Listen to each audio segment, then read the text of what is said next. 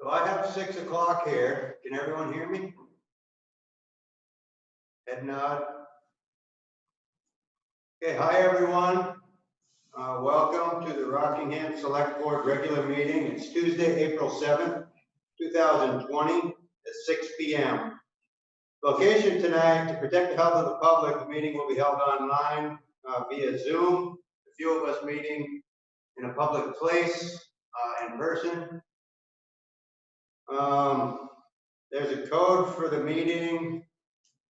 If you aren't able to find it, hopefully you're on Fact TV. I'd like to call the meeting to order. Are there any additions to the agenda for routine administrative matters and or pressing matters that will require ratification at a future meeting? We should have an executive session at the end of the meeting for labor relations.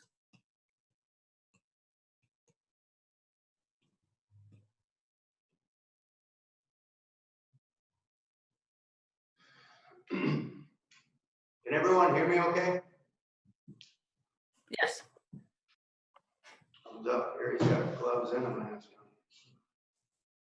on. Need to approve the minutes for March 17th, 2020. Motion to approve the minutes, March 17th, 2020. Seconded. Motion's been made and approved to approve the minutes for March 17th, 2020. Any discussion, questions, comments? Peter, Susan? All set. Motion's been made and seconded. All those in favor signify by saying aye. Aye. Aye. It's a unanimous voice vote. Approve the minutes. Are there any public comments on items that are not on the agenda? Each person will have 3 minutes. Gaetano Guy would like to speak. Shannon? Guy? Yes, sir. Okay, unmuted. All right. Gaetano and all, I just have two questions.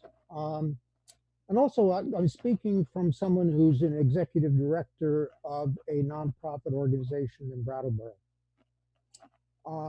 First quick question, and it's from my work as an executive director with our board. How and when has the board done a self-evaluation of their own performance? My experience with boards is that this is a key function of any board, so I'm curious to know when this select board has done a self-evaluation of their own performance.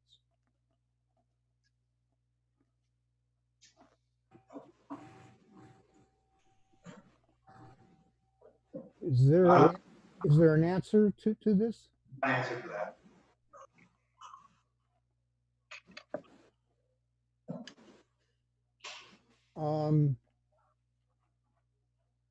I'm not hearing what folks are saying. This is a question to folks on the board. This public comment.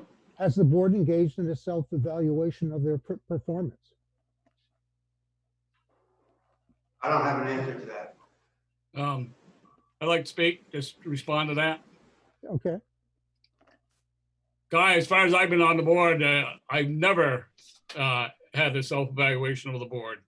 I've been on there for 9-10 years now, and I've never, all the boards I've been on, nobody's ever done a self-evaluation of the board. I don't know what the purpose is. Well, in one sense, Peter, many of us professionally have been through our own performance reviews and performance evaluation, and a lot of times that includes your own self-evaluation. It's a key role of boards, and there are plenty of documents that are out there, and I would encourage the board to speak with counsel and see and identify a tool that would be helpful for them to sort of begin seeing, are we all on the same page, and how are we doing given the guidelines of effective and healthy boards. I'm surprised to hear that you're wondering why that is important. Well, that's how it makes up a board, is they're elected officials who all, I would hope, have different opinions and views. If we all agreed on everything, it wouldn't be much of a point of having an election. Yeah, that's my feeling also, as long as we can agree to disagree, because we're certainly not going to agree on everything, but as long as we can agree to disagree, I think we'll all get along fine. That's not what a self-evaluation is about. Clearly, there's a need to have disagreements. It has to do with your evaluation with regard to your role on a board. And are you following those guidelines? Well, other than the established conflicts of interest or code of ethics, et cetera, I get feedback when I go out to the world every day. I hear something about Rockingham or Bellas Falls or Saxon River from people I work with. When I go to the store, when I go to the gas station, you know, I'll hear feedback tomorrow morning from people who watch the meeting tonight. I'm sure of that. Yeah. It's a function of the, I hate to say it again, but it's a function of the ballot box. You know, it's nice that your board has some type of criteria that they go through. Yeah. But like I agree, like Peter stated, we haven't had that for as long as I've been here. Okay. And we do have some discussion as to maybe how we have to do things differently or how we can do things consistently, but I don't see it as an issue. Is there a reason that you do bring it up? Or? Sure. I look at what are some of the criteria of what are effective board tasks as being a executive director of a board, and right in there from a national board is the evaluation of a staff. And I think that may be a good discussion with town council to see whether in fact this is an appropriate mechanism to fine tune the way we work together, because it's also leading to the other question. And I realize I'm taking more than 3 minutes, so forgive me, but you know, given our history over the past decade or two, with the turnover of town managers, do you see a pattern of turnover as a systemic process problem of board governance? The only I'm going to comment on is I'm going to say boards do things differently, whether it be the village board, Saxon's River board, or the Rockingham Select Board. But maybe some people need to fathom or be able to fathom that maybe this board has a little bit more general knowledge or a little bit more intimate knowledge than what the general public may have. And that's why we arrive at some of the decisions we arrive at when we do. And of course, going through the past history that you're bringing up, it appears, you know, there's some stuff that very well we can't discuss. So. Very good, thank you. Enlightening. Anyone else? I have a comment. Yes, sir. Jim McAuliffe. Hi there. Hi. I would just like to know, either from the board or from the manager, what actions are you taking or have you taken with regards to reducing expenses during this very uncertain time? I know we've got other issues, but I do think that's an important one, particularly as time is going by. Thank you. That's a fantastic question. I would love to hear the answer to that myself. Mr. Chairman, if I may. Yes, sir. I've been watching what's going on out in the world, as we all have, and to be honest with you, I believe I'm prepared here tonight to make a motion and for discussion that as far as any non-essential spending, that we don't do anything, that we put the brakes on. You know, I'm talking with people just this afternoon. When I got out of work, I stopped at the gas station. A gentleman comes up to me, he's talking about his wife. You know, she doesn't have an essential job, so she's not working. They're facing a problem where they may not have the income that they've been normally used to and the everyday world we had been living in until this pandemic occurred. We are jigs under some extreme circumstances here, and I think we need to have a discussion as far as our spending. I understand there's certain things we need to maintain day to day, but there's a lot of stuff I think that we can take a look at that may not be essential till this pandemic is over, and then we can reevaluate. But I think we need to put the brakes on some of the spending around here. I would be entertaining a motion to suspend non-essential spending until we're through this crisis. And we have no idea when we'll recover from this crisis, financial impact. I mean, If you want to make that motion, somebody will second it. I'll make a motion that the town of Rockingham suspend any and all non-essential spending. Or does it need to be later? We're still in public comments here. Do you want me to address that? I would like it. Yes.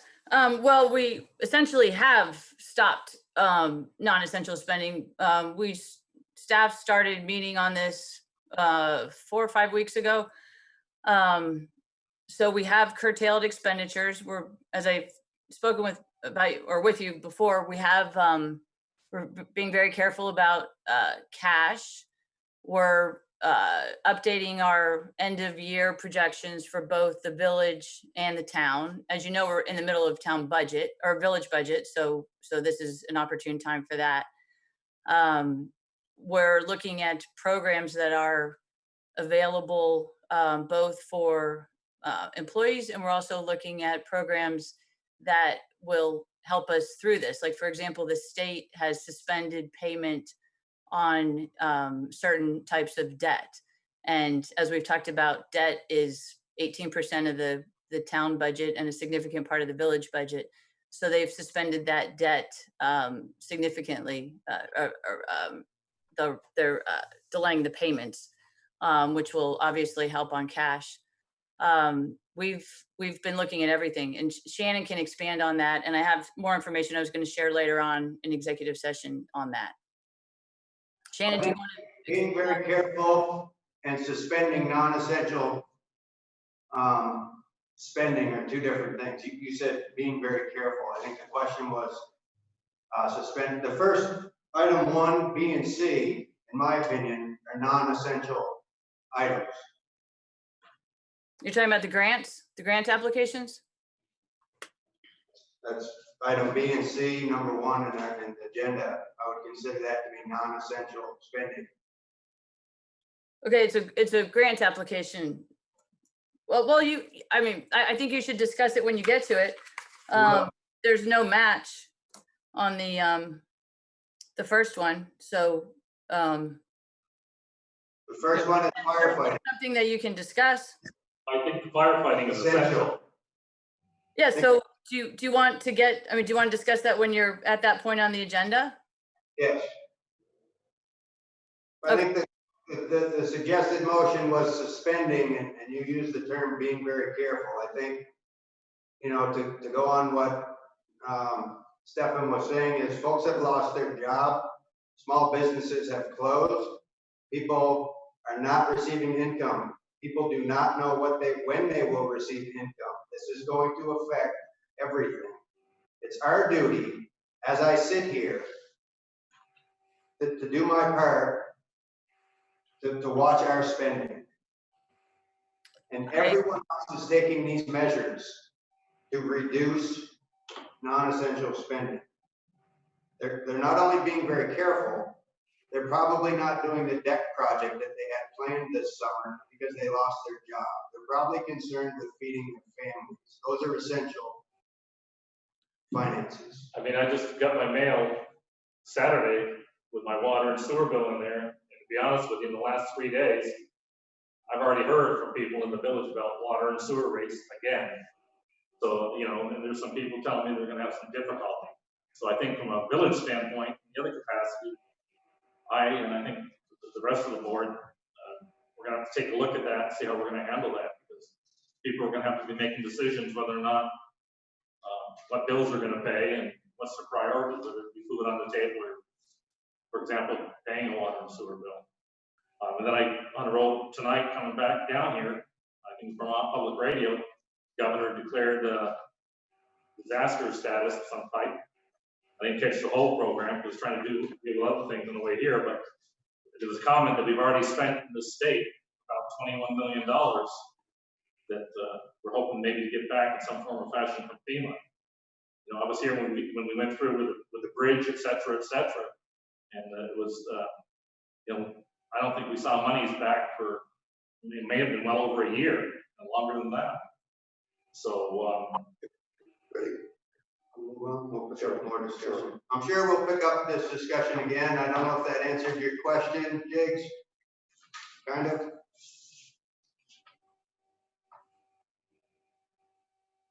I don't know if he's still here. Okay, so anyone else with a public comment? Jigs, I hope we answered your question. All right, moving on. Manager's report, please.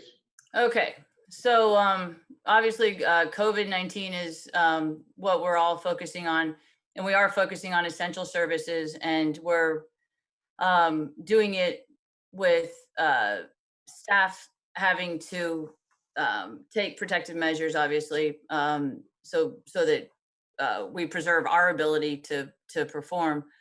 Town hall continues to be closed. If people need to contact us, they can call our regular numbers. All of our phones are forwarded to our cell phones. They can email us. That's all functional. They can access the land records online. It's important to note that the recycling center is still operational. And to note that there was a rumor today that Springfield is closing their recycling center. That's not true. Obviously, if they closed, we would have a tremendous influx into our center, but that is not the case. The recycling center is operating under health standards that have been approved by our health officer. So we're keeping people 6 feet apart. It is taking a little bit more time, but we are operational, and that's important because we don't want people either gathering solid waste at their homes or dumping. The financial workings of the town, we do have some staff at the office preparing the bills that some folks just received. People can pay bills by credit card. What they do is they call us and we tell them, we have to give them the balance. That's why they need to call us. But we're getting a lot of folks paying by credit card, which is great because they may continue to do that in the future. We are suspending the convenience fee just for this period of time to encourage people to do that.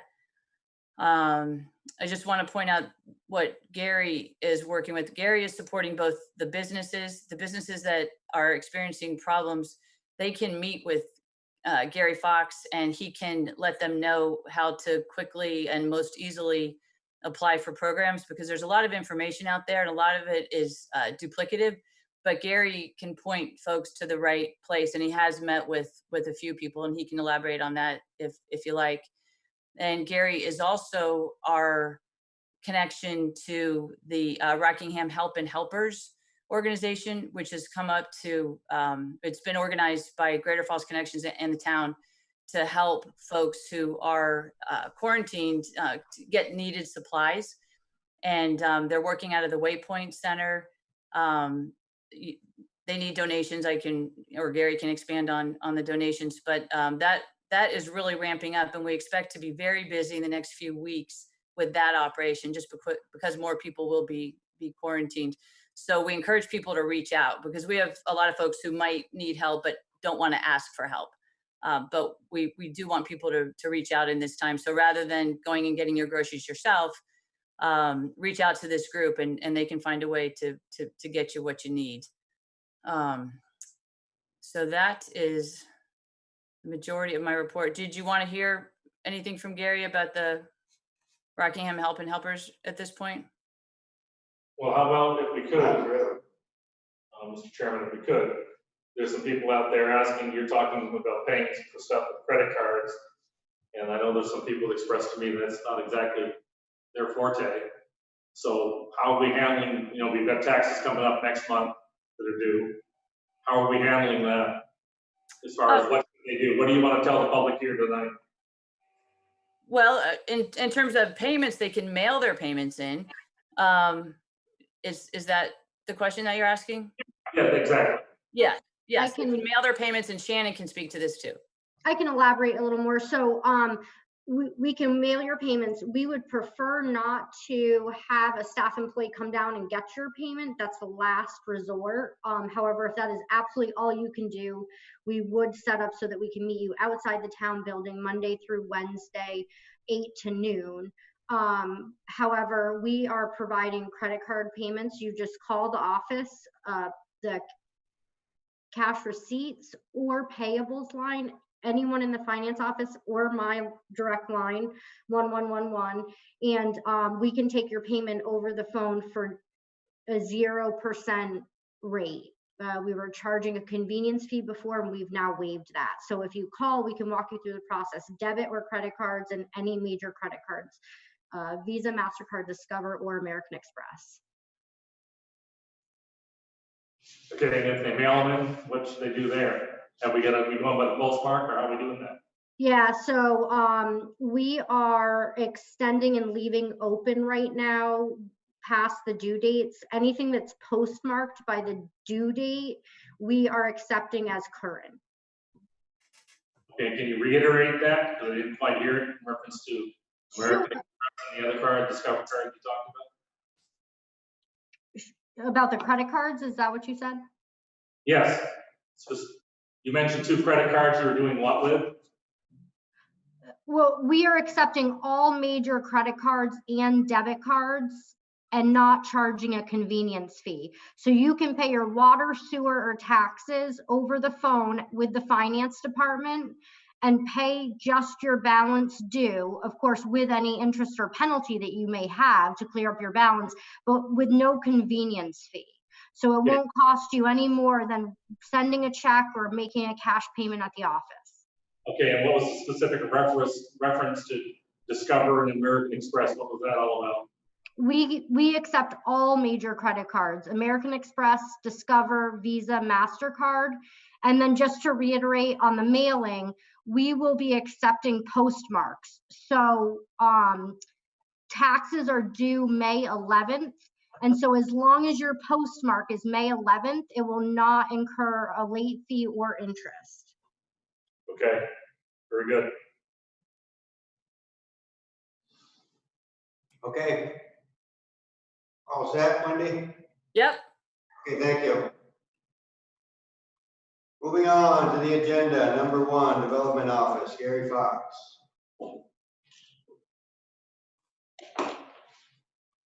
Can't hear him, Shannon. Hold on, Gary.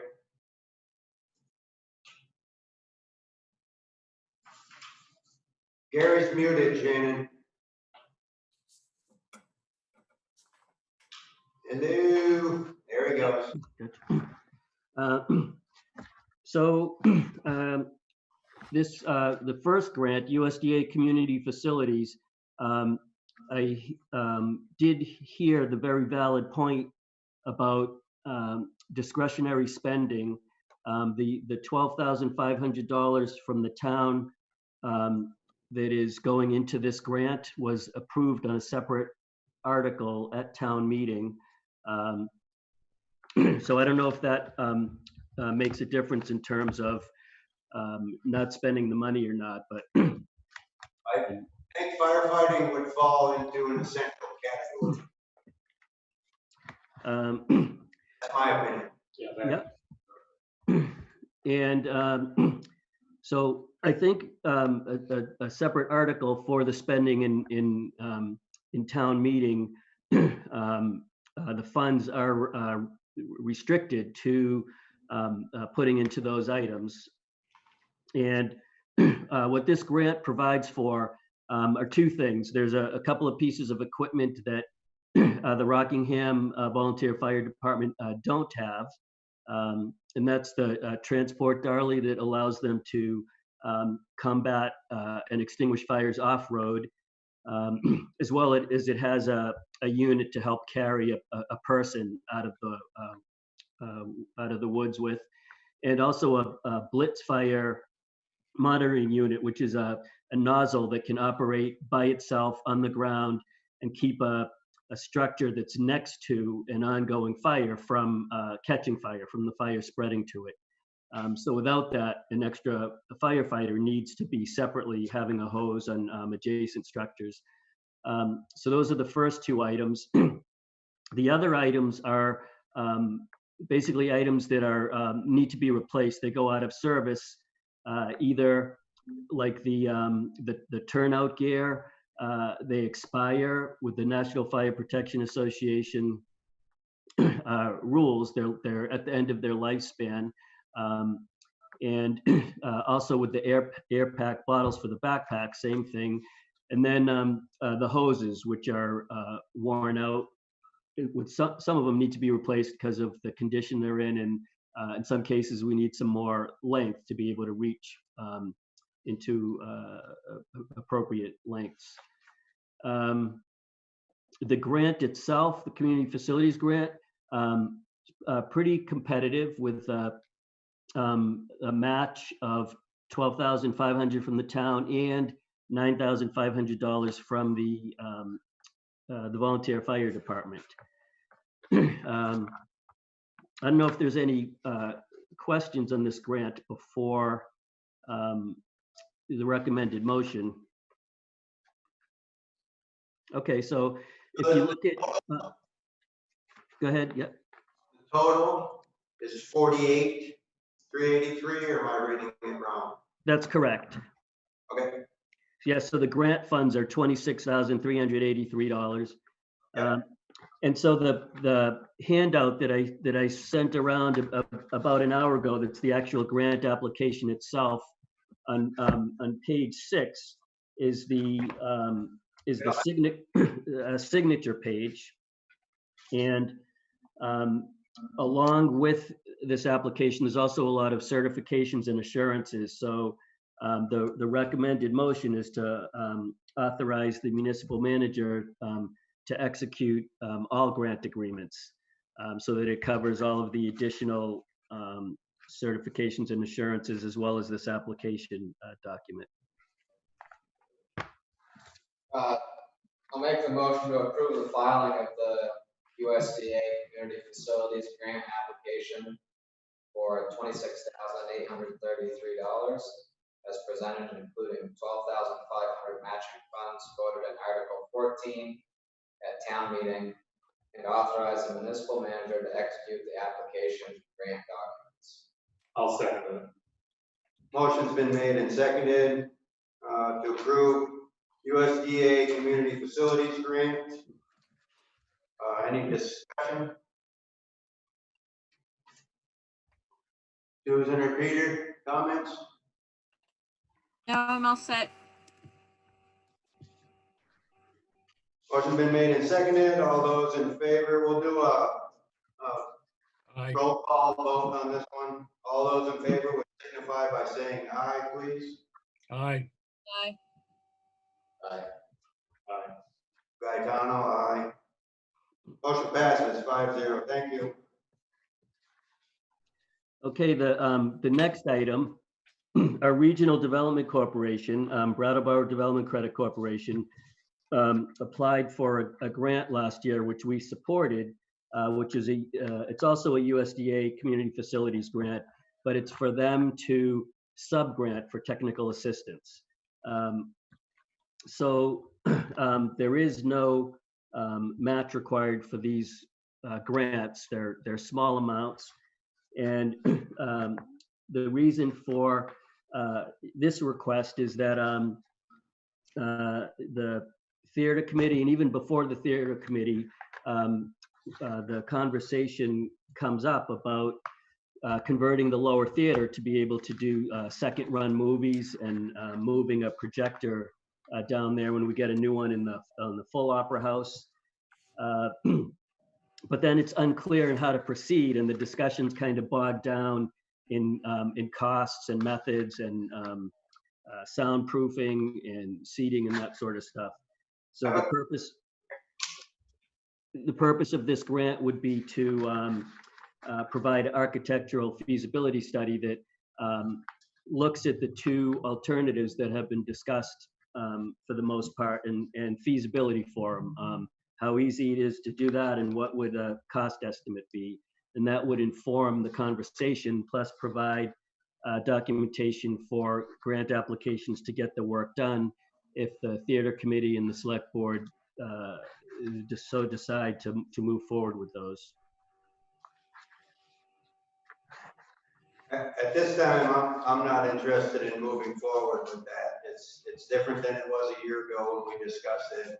And Nick used the term, it's only $5,000, but I feel like times are different and this is something that I think could be postponed. That's my opinion.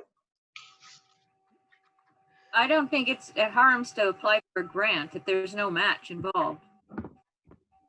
It's $5,000. What are we asking for here? We're asking You're for, asking for 5, right? Yeah, the town is applying for a $5,000 grant from the regional commission, and there's no match required of the town. So 0 money from the town, but to receive $5,000 for this study. Yeah, are there any? So, hold on. So this is to do a study, $5,000 to do a study of the lower theater? so it's architectural documents. They look at structural work that needs to be done, floor plans, drawings, get cost estimates. There's sound issues. I know with the select board, you've been down there when there's some loud movies before. So having movies and performances in both theaters at the same time. So there's actually quite a lot of work. And BDCC already got this grant to provide technical assistance, and they're active right now in this work, and they want to be providing this technical assistance to their towns, which includes us. So I'm not sure what the downside is. I don't. It's not $5,000 that's available at the USDA for other essential applications. Well, are there any strings, Gary, that would bind us in the future to, if we accept this money, to have to do other things? No, there are no strings attached with these feasibility studies. I still feel like that $5,000 might be needing to go somewhere else at a time like now. Mr. Chairman, can I make a comment or two? Unprecedented times here. Yes, sir. Well, number one, I at this point, I'm not clear on what this is for. I don't believe there's any minutes that have been published or at least passed around to the select board from the theater committee as to what they want. There's several rumors out there of bleacher type seating, things like that. And I don't know if that's appropriate for down there. I know this grant would probably answer some of those questions, but I think the board needs a little bit more information before we can proceed with this. This article, I don't think we should. I think we should pass this over unless there's some strict deadline that has to be applied for right away. I mean, a couple of weeks or maybe a month to hold off before we apply for it, I think would give somebody from the theater committee a chance to update the board on what their plans are, what they were thinking about. Because it could involve several $1,000s going forward with the sound and the seating and the whole 9 yards. I just, Can I speak for a sec? Is that okay? Who are you? Shannon? Yes, ma'am. This is nothing that'll cost us money, but will actually tell us what we need to do for work.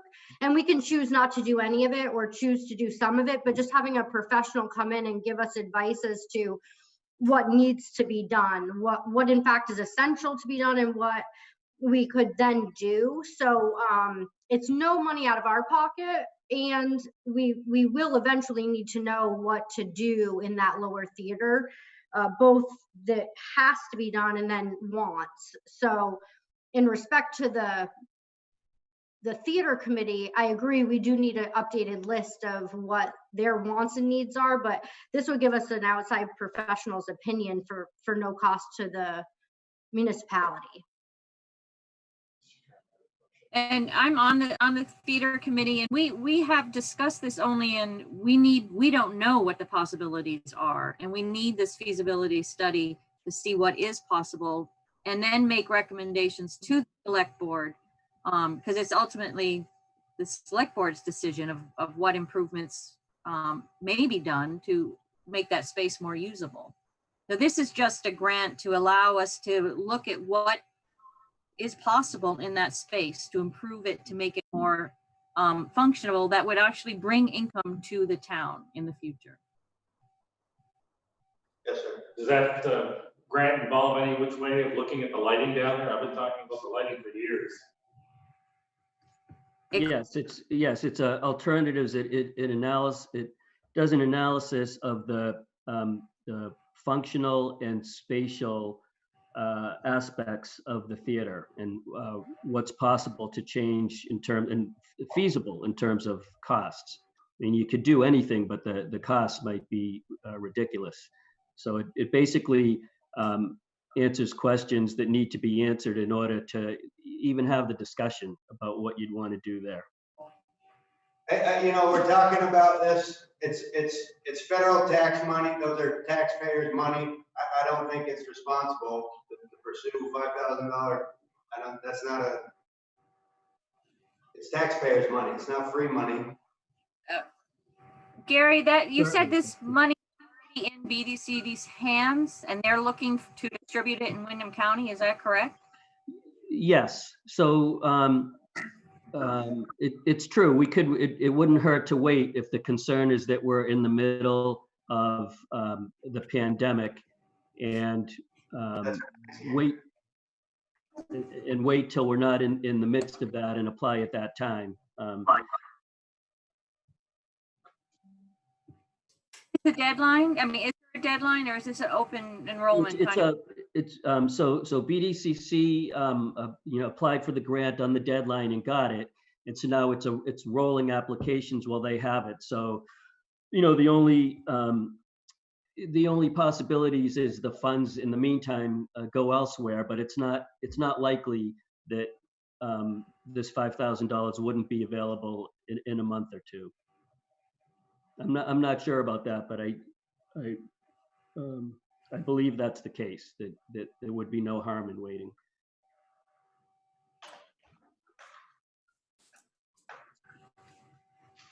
Any comment? Yeah, I don't think it's appropriate right now. I think Brattleboro Development Credit Corporation should hold on to the money for now, and we don't know what's going to happen. So I agree. It's not the right time for it. But I mean, it's my understanding this funding is earmarked for certain work. You wouldn't just then be able to use this $5,000 for anything that's COVID-19 related, I wouldn't imagine. That's true. But if there is a longer time frame that we can apply for it, sure, we can wait. But it's not like it's money that's going to be available for other purposes, correct? But we don't know that. They're pulling money out everywhere. We don't know how long this is going to last. So I think this is a grant already received by BDCC, and they have a grant agreement to spend the money for certain parameters. It's not going to be switched over to something else, is what I'm saying. Maybe they should hold on to it. The board seems to want to wait, then we wait. But certain things are going to go on, including grant applications. You can't postpone everything. Spending $5,000 to pay an architect to give us whatever it is of the basement of the town hall doesn't seem like a priority to me. Seems like the board's consensus is to wait if we could. Okay, so the other one, the meeting house plaster bid, that's another one that's in the realm of restricted funds approved in a motion in town meeting for this purpose. It's a situation where it is a danger to the public. Last year, a chunk of plaster fell from the bottom side of the balcony to the pews where people sit. We also have a federal grant. Usually the the CLG grants, which is what funds the Rockingham Historic Preservation Commission.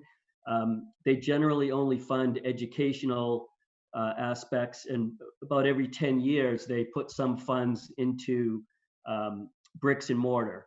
And this year, they did put $23,000 of a project for Rockingham into the Meeting House plaster. That work for that grant needs to be completed by September 30th. The matching funds for the plaster, basically the bid that we're asking to award is enough, or the bid matches the funds in the, again, the meeting handout that I sent at about 5 o'clock that says performance-based specifications. Chris Cole has identified the 3 highest priority areas where the plaster is coming out from under the balconies, and the bid by Rory Brennan does address all of those highest priority areas, and it does fit within the amount of money we have between the CLG grant and the meeting, the funds, the restricted funds approved at town meeting. Mr. Chairman, I got a question. Yes, sir. Gary, with all this non-essential work ethic that's going on, and is this going to interfere with that? I mean, a lot of construction stuff is not being done because of this non-essential stuff. I mean, I support this article because it's, the funds are there, but I mean, are we going to be delayed by, that non-essential order from the government saying that if it's not essential work, I just hate to see us appropriately rate the money and nothing gets done till next year. Yeah. So, well, one, the $23,000 portion of the CLG grant has to be completed by this September. So we lose that if we don't do the work till next year. I believe the fact that the plaster is falling to where people go puts this in the construction realm that is essential. It's not safe for the public in the situation that it's in.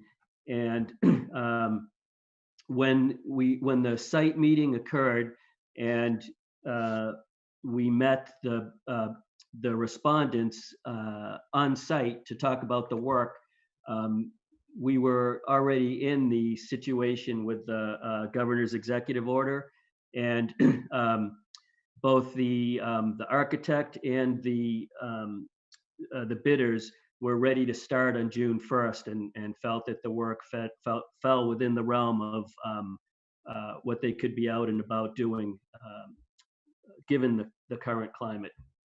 Yeah, I mean, I just, looking at the restrictions that are out there now, the stay-at-home thing, and nobody's traveling and the whole 9 yards. I mean, I say I support the article, so and then also agree with you on the 23,000 getting that work done, but maybe there's some sort of exception we could apply for because of this situation that would allow us to go forward with this.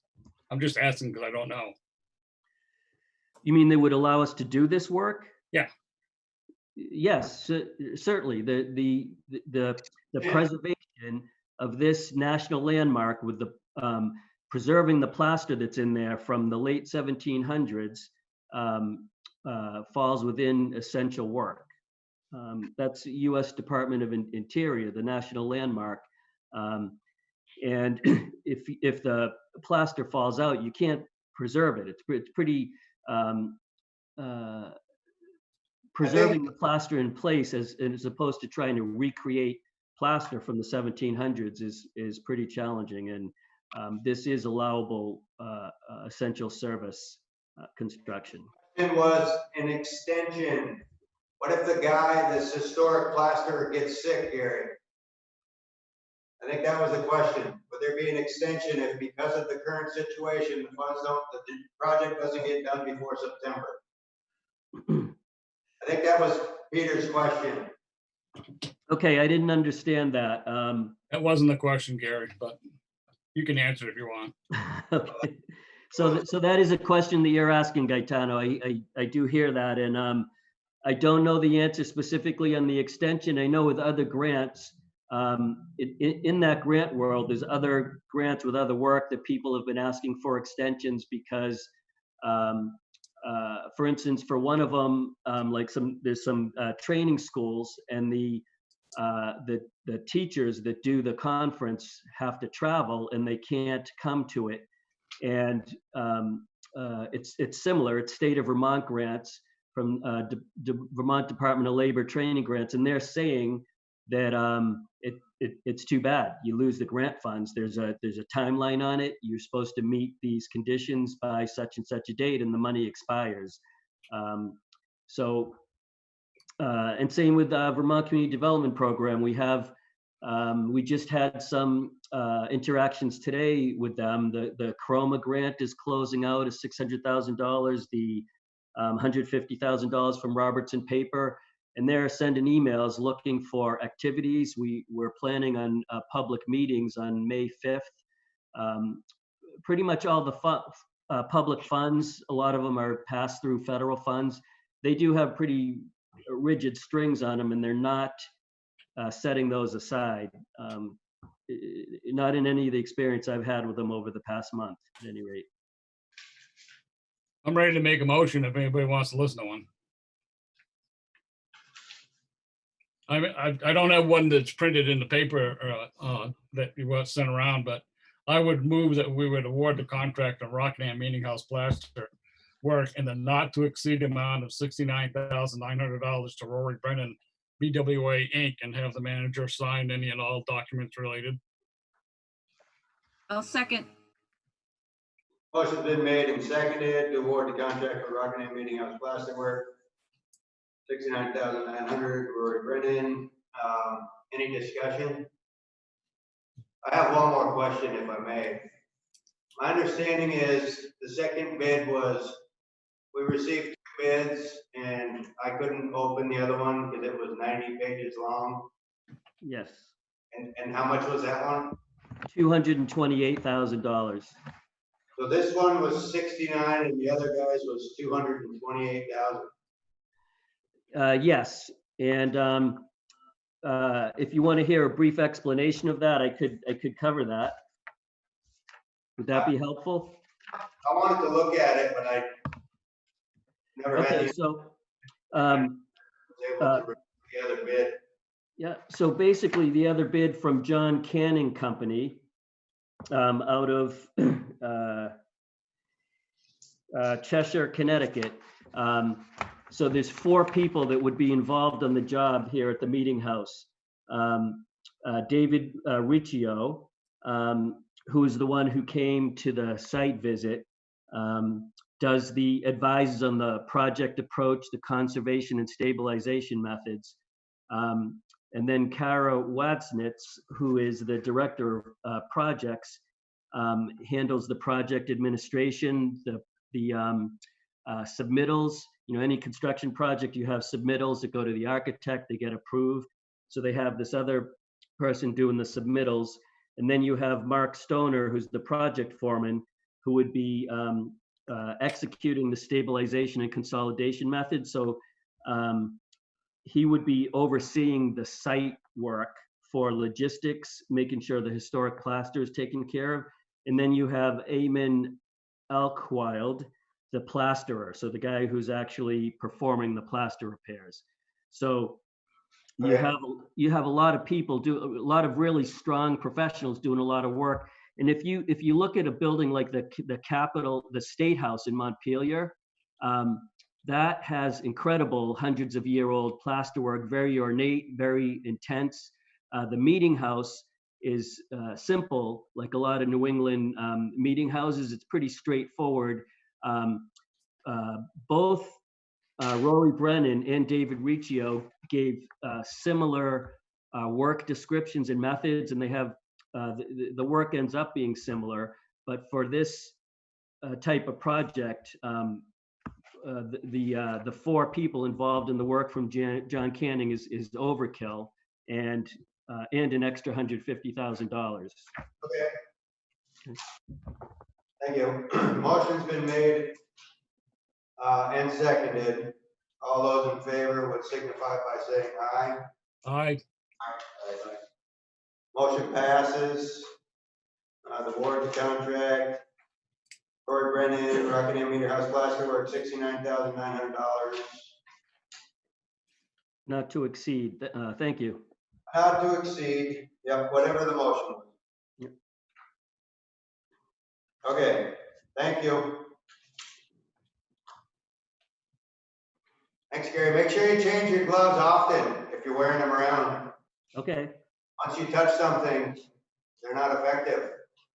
So I changed them from working in the Waypoint. I had a different set of gloves. Being in town hall, I changed them and worn.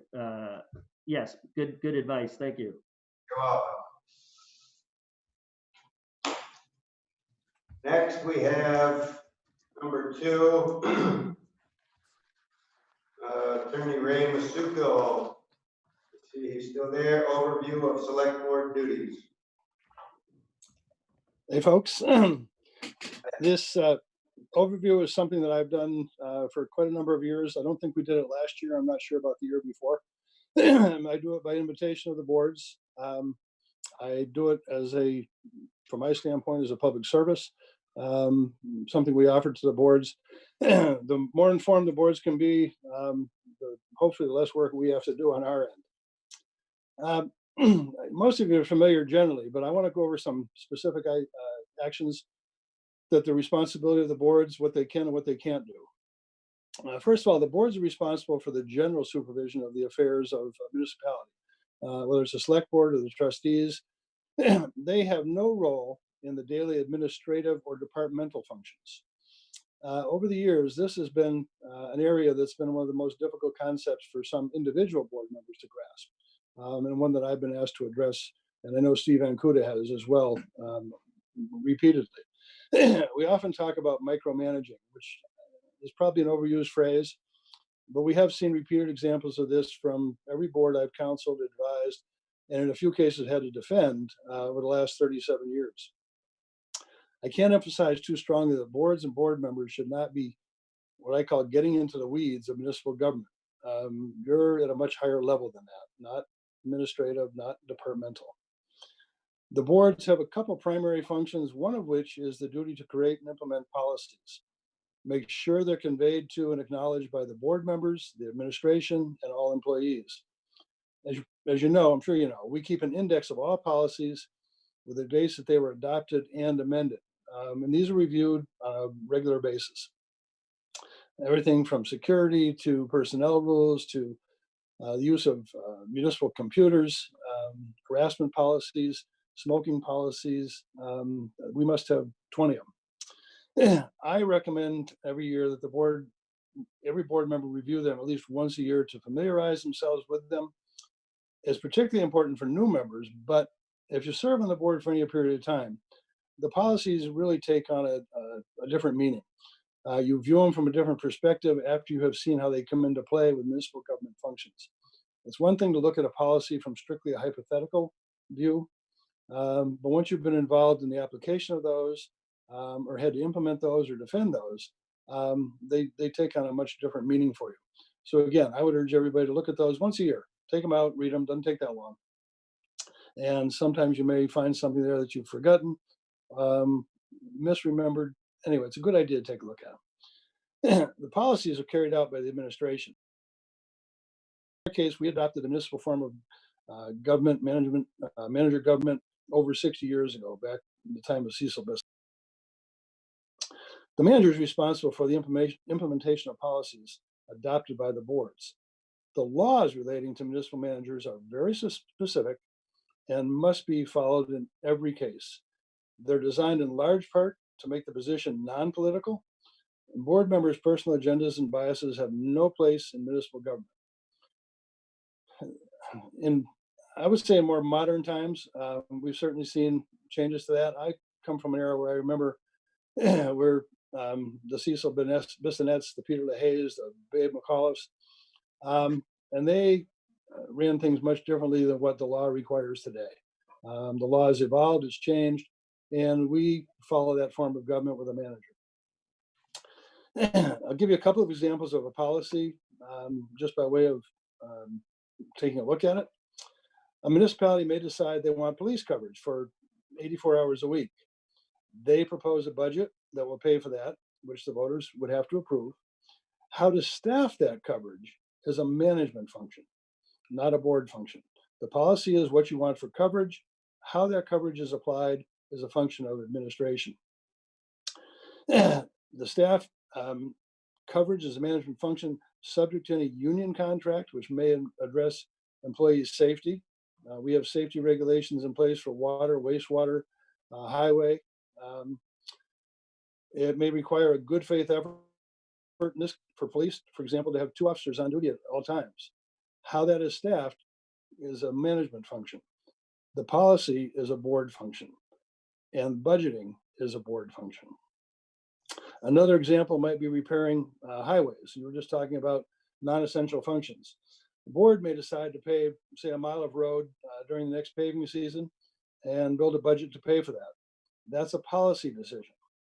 When to schedule the work is a function of management, who will rely on, for example, if we have one, a public works director and also a highway superintendent. So the board's policy is they're going to develop a budget to pay for 1 mile of paving next paving season. How that's carried out is something that's on the shoulders of management, not the board. The board manager relationship is a partnership, if you want to look at it that way. The board's not unlike a corporate board, but only in a very limited fashion. The manager is your CEO. However, governmental boards are much more limited in their role than private companies. There are hundreds of pages of Vermont statutory law that govern boards' authority, open meetings, communication, personnel, and so forth. Unlike private companies, there is a level of openness and transparency that is required by state statutes. Private companies don't have that same restrictions. They can pretty much do what they want within the law, certainly, but they're not open to the public like we are. Boards are responsible for warning all the meetings, specifying the business to be conducted at the meeting. We do this by posting a notice of the meeting, setting out an agenda. We're very good at that. We get the agendas out in time. Public knows what's going to be discussed. We have the option of bringing up matters that are not on the agenda and added to the agenda, subject to being ratified at a later date. We're good about that. We give good notice. We have good agendas, and for the most part, we follow those. Boards propose a budget. That's your other primary function. Propose a budget at the annual meeting. The input to create the budget can and should come from the bottom up. The department heads report to the manager, and the manager and the finance director put together a budget which is presented to the boards. As you know, you go through a long budget process building that, looking for ways to save money, cut money, where to raise revenues, how you're going to raise revenues, looking at projections for taxes, income, and all of that. That's probably, even more so than policy, the budget is probably your single most important function. The budget is what drives the machine that runs the municipalities, whether it's water, sewer, wastewater, police, fire, highway, town hall. Developing that budget is how we fuel the functions that as a municipality we are obligated to provide to our citizens, to our residents. So that budget is a really big deal, as you know, and it's hard work. And it all comes down to the town meeting when the voters decide if they're going to support it, amend it, up or down, make cuts, make recommendations. That budget in this case is already in place for the coming fiscal year, and that's our guideline as to how we're going to operate. Select boards govern under the municipal manager form of government, and therefore they have no role, none, in the hiring or firing of employees other than the manager. You have one employee, and that's your manager. Frankly, this is often a source of conflict between boards who do not understand the separation of powers between boards and municipal managers. And that's something I see, not on a constant basis, but on an annual basis, every year comes up. And part of the reason for this, in addition to the municipal form of government, under our personnel rules, under our union contracts, the boards act as an appeals board from personnel actions by the manager. And discipline comes from the bottom up. It goes to the department heads, goes to the HR, goes to the manager, and ultimately, if there's an appeal, it winds up in front of you. You're the final arbiters. The boards therefore can't involve themselves in any disciplinary matters of junior employees until it comes to the board on an appeal. This includes any independent investigations, interviewing employees or third parties, or doing research on the disciplinary matter. That's something not only you're not entitled to do, you're legally obligated not to do. Board members are like judges and jurors. Judges and juries can't get outside information in their decision-making process. They have to deal with what's put before them in the formal course of a disciplinary proceeding. So you have to remain absolutely neutral until it comes to you as the decision makers, if it comes that far in appeal. We don't see many of those, as you know. We've had a couple in the last couple of years. We don't see a lot of those. I tend to be involved in those. I think I've been involved in maybe 10 in the last 8 years. But you can't be doing it on your own. Supervising employees other than the manager is not your function, and you're prohibited from doing that. Boards can only act as a board after a majority vote, unless they authorize one or more board members to take action on behalf of the board. And even then, any agreements must come back to the board for ratification.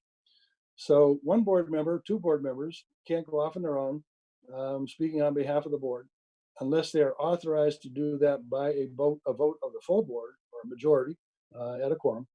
The union contracts are one such example.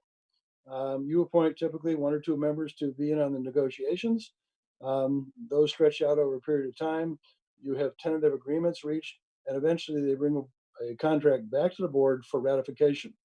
But until the board ratifies it, no individual member can commit the town to any action. So, and that's something that's very important to remember. We don't see that coming up a lot, but it does come up, and I've had it get in the middle of that where a board member promised something that they had no authority to promise. So it's an area it's easy to stay clear of. Rely on the board. Once the majority approves it, you're good to go. There's one exception, and that's for dogs. If you have a rabid dog, then a board member can take action because it's needed immediately. We don't see a lot of that either, but you may. It could come up. Boards need a majority of the board to have a quorum, as you know, and a majority of the board must vote in favor of a motion to take action. It's not sufficient for a majority at the meeting of vote to take a vote unless they constitute a majority of the entire board. So if you only have 3 people show up, you have a majority. 2/3 majority cannot pass a vote at a meeting. All 3 in that case would have to vote. So you have to have a majority to have a quorum. You have to have a majority of the entire board in order to pass any motion. I don't think that's been an issue. I raise it just because I've seen it come up, but it's not something that comes up very often.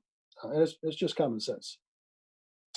That's not true for school boards, by the way. They have a different set of rules for passing motions. Communications, that's an area that's been an issue in the past. We have the open meeting law.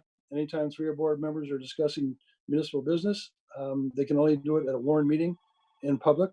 Executive sessions are an exception, and those should be limited to really serious matters that require executive sessions. Communication among a quorum constitutes a public meeting. You have to follow all the same rules for that. My general advice is don't use email for municipal business. If you get 3 people on an email string, you've got a public meeting. And if you haven't warned it and opened it up to the public and noticed it and everything else, you're in violation of the open meeting. The exceptions are for non-substantive matters, schedule a meeting, asking for an item to be put on the agenda. You can do that as long as you don't have a discussion about those items, excuse me, or anything else about the meeting itself. So non-substantive communication is fine. Anything else to do with town business, you can't do it. You also can't skirt this requirement. This is an issue I have had to step in on more often than I should. Where one member communicates with the second member communicates with a third, who communicates with a fourth, who communicates with a fifth. You've just created a public meeting. You may not be all in the same chain at the same time, but by virtue of the fact that you have congregated individually to create a quorum, you're in violation of the open meeting law. So that is absolutely prohibited. Don't do it. Sometimes you do it inadvertently. If you realize you've done that, stop. It's easy to do inadvertently. especially if you're doing CCing people or even blindly copying people. If you call 3 or more people in, even on a chain reaction, you have an open meeting and you could be in violation. So I haven't had to defend that in court for a long time, but I have had to in the past, and it's something that's easily avoided. We just don't do it. The Vermont League of Cities and Towns is a tremendous resource. We pay dues, we have access to them for a lot of different things. I would encourage you to take a look at, in particular, the Select Board Handbook. I keep a copy, I keep it updated. It's available online. I don't remember if there's a fee for it or not, maybe for a copy, but I'm sure the town hall probably has a copy. They can make copies for all board members. It's an extremely valuable resource, and I would encourage you to take a look at that. Reread it. It's long. It's a big handbook. It covers some really arcane points which don't come up often, but it has a very, very good overview of your obligations, your duties, what you can do, what you can't do, and how to do things. So use it, rely on it. If questions come up, you can always check in with the town hall through Wendy or the town manager, relay questions to me, of course, but do that. Being a select board member or trustee is a very, very important civic duty. You're elected public officials. You are guided by state statute. You are guided by personnel rules. You are guided by union contracts. We need to follow those. We need to adhere to those. We need to be aware of those. Something that comes up fairly often, and I'm going to leave you with this, under the town manager form of government, like I say, we've been doing that for about 60 years now, maybe give or take a year or two. Just to summarize it, looking at the statute itself, the manager is given general supervisory powers over the affairs of the town and is considered the administrative head of all departments of town government. The town manager performs all duties conferred by law on the select board. I'll repeat that. The town manager performs all duties conferred by law on the select board. There's some other language in there, which is probably important to remember, especially if we're going to be going through a transition. It's important to note that the town manager may exercise his or her authority independently of the select board and may follow his or her own judgment, even when the select board disagrees. That's not to say being insubordinate. I'm just telling you that the manager form of government bestows enormous authority on the manager, not on the board. You have limited authority, which I've defined with the budget and with policies. You have one employee, that's the manager.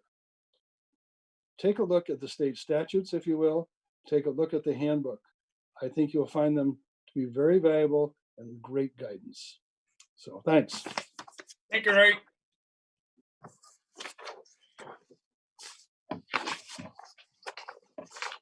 Can I ask where you were last Tuesday? Say that again. Wondering where you were last Tuesday? Where was I last Tuesday? Yeah, for our session. Where was I supposed to be last Tuesday, Gaetano? I gave a presentation for the task force, and then I left the meeting. Okay, so, I mean, just in reference to some of the things you said, I guess I'd have some questions, but what we would consider micromanaging if our one employee, I don't know, we were told you were gonna be there, we needed you, represent council in a, Okay, I was not on the agenda. I was not aware I was to be attending a later meeting. I don't make the agendas. I'm sorry, say it again. I don't make the agendas. No, I understand that. I wasn't aware was not aware I was supposed to be in a meeting. Okay.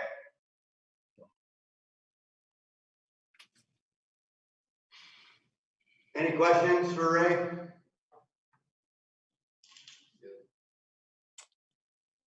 Moving on to number 3, Public Works, Everett Hammond.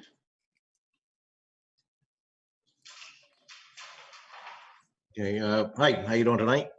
Hello. Green Mountain Power. Okay, this is, I've received quite a bit of documentation from Green Mountain Power.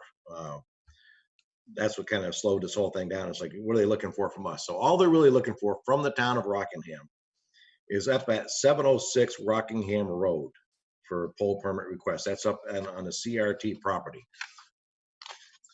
There are a bunch of poles they're gonna replace all the way up through, from the fire station up through. That will be the state of Vermont.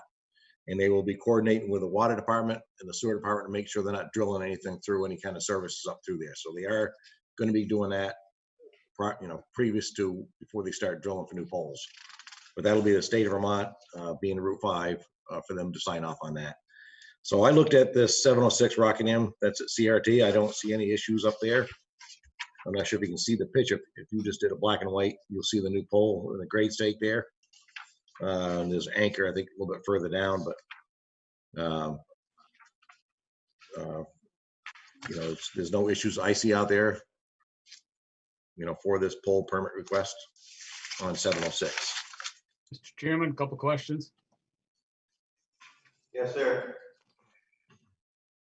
Everett will put the usual recommendation or demand on there that they, once they put the new pole up, they remove the old one without waiting 5 or 6 years before.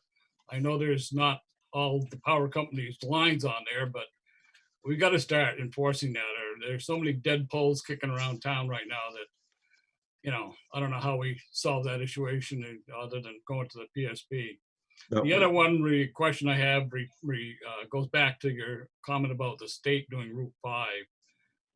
Rumor has it they were going to put them on the riverside of the street. Do you know that, or is that yet to be determined? No, they're not putting them on the riverside. As far as I know, you'll see ribbons around all those poles. They're going to replace those poles as close as possible. Probably within 2 feet, maybe 3 feet of where they are right now. Yeah, I just hate to see them ruin that river view up there. That's the only good view we got around here. Right, but that's a good idea, having put in there, we can type that in there. Yeah. Old poles to be removed within maybe 6 months. Within 1 year. I think we did it. I think that usually worded within 1 year of installation of new one. Right, and originally, before all this virus came through, and when this was first being talked about by Green Mountain Power, I suggested they come to the board to kind of give a presentation. So exactly what you're talking about. So we can ask questions, how are we doing around town? Yeah. And they have been making progress. It may not seem like lightning speed, but they have been pulling some lines out in some poles. Yeah. I don't know exactly where, but it's not, Green Mountain Power is actually excellent to deal with. And when you get involved with Consolidated Communications, that throws an extra loop in there. Yep. And then talking to the guy from Consolidated, he's a contract engineer, which has no control of the crew. So that's not easy to get an answer from them. VTEL hasn't been real bad to deal with, but it's not as simple as make things happen that fast, unfortunately. And things are starting to move forward on that with the state of Vermont. They recognize it's been an issue, but I think putting that in there is good. Thanks, Everett.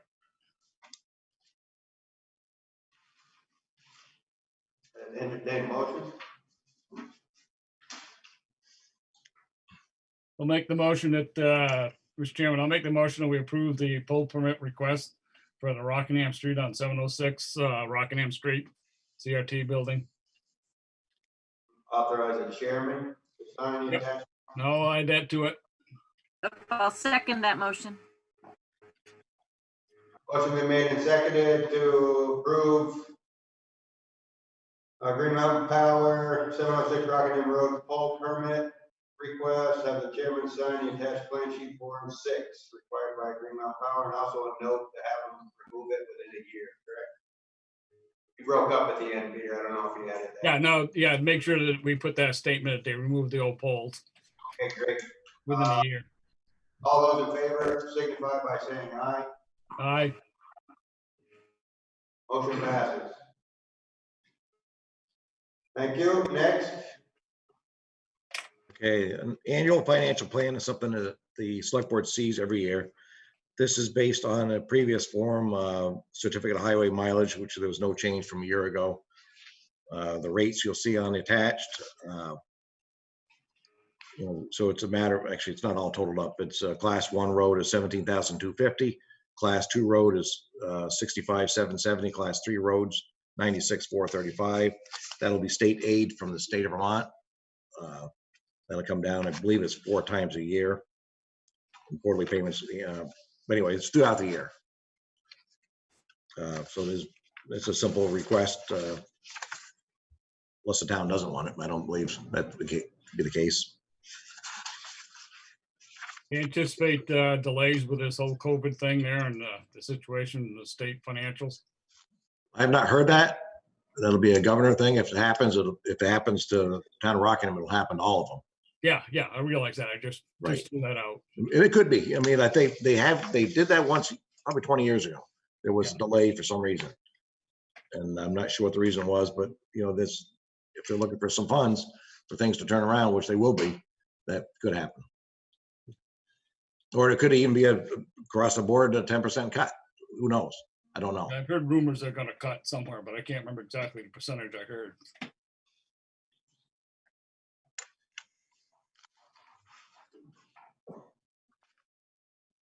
Okay, no action needed there, right? Well, there is actually, there's the last page on page 2-2. So we'll need approval by the select board and for you guys. I don't know how we're gonna sign that, but. How am I gonna sign the Green Mountain Power one too? Is that? Yeah, you could sign that one. You know what I could do, Gaetano, is ask the minutes saying the board approves this and have you sign this and pass along to Megan down at the state of Vermont and find out if that'll be adequate. You know, to get everybody in here to sign this, you know, I think it would be right. I don't think they'll have a problem with that.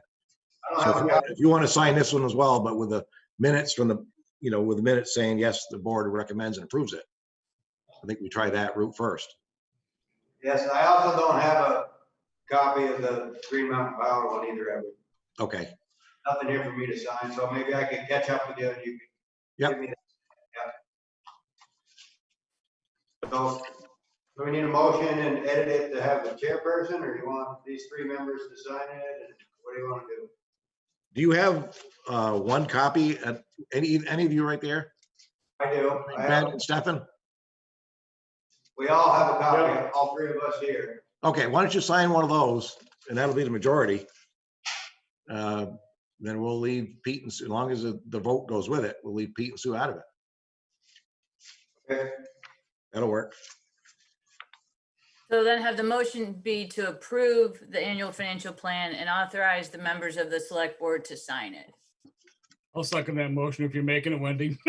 I'm suggesting it. Yeah, you know. So Peter, you'll make that motion as said by Wendy. Yeah, I'll whatever she said, I'll use it as a motion if I need to make it. Made, you got a second? I'll second. Motion been made and seconded. To approve V-Trans annual financial plan and what the manager said, we've signed it here. All those in favor signify by saying aye, please. Aye. Aye. Motion passes. Next. On a roll, Everett. Yeah, okay, we're getting there. Yeah, 1/3 done.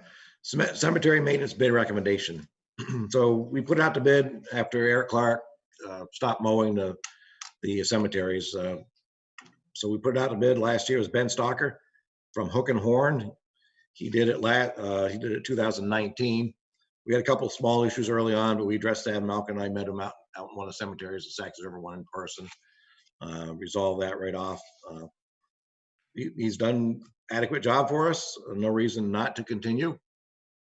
A lot of work he does out there for what you're saying is $35,305. So it's my recommendation is to continue with Ben from Hook and Horn Landscape at the rates above for the 2020 calendar year. And then we've got one more year. We can see how he does this year and address the next one. You guys can address the next one next year. So Everett, we're just continuing the current contract with him for the 3-year one, I think. Yeah, the only difference is he didn't charge the Meeting House Bank. You know, he kind of did that last year. He didn't charge it. He should have been.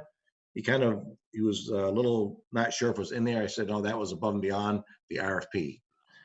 So that's the only difference is you're going to see the $200. And that probably won't be 6 times a year. Like it says 7 there, actually. It's going to be as needed. So it might be 5 times. But he'll use his judgment on, you know, between him and talking to Malcolm. So that's the only difference. You know, he was doing some stuff essentially for free last year. So thank you, Ben. Okay, I move that the town of Rockingham contract with Ben Stalker of Hook and Horn Landscape at the rates listed in the above table for the 2020 calendar year. I'll second that. motion been made and seconded. Town of Rockingham contract, Ben Stocker, Hook and Horn Landscape, the rates listed in the above table for the 2020 calendar year. All those in favor signify by saying aye. Aye. Motion passes. Thank you.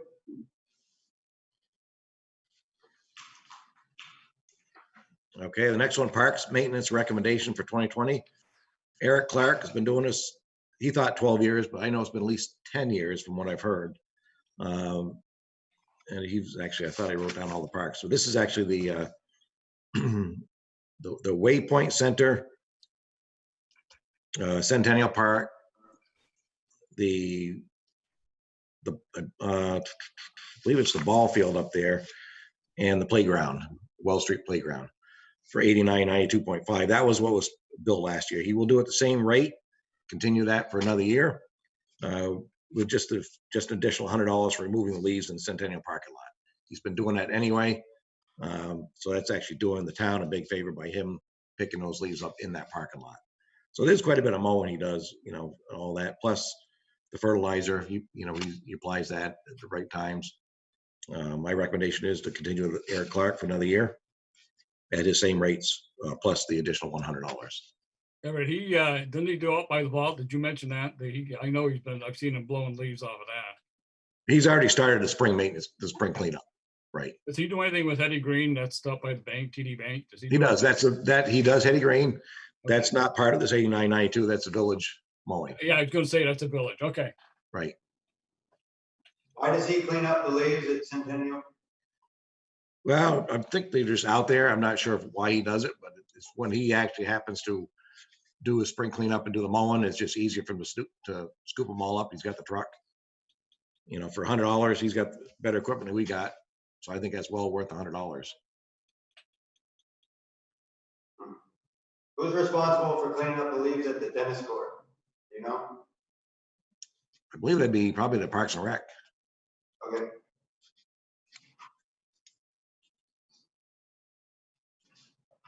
Motion?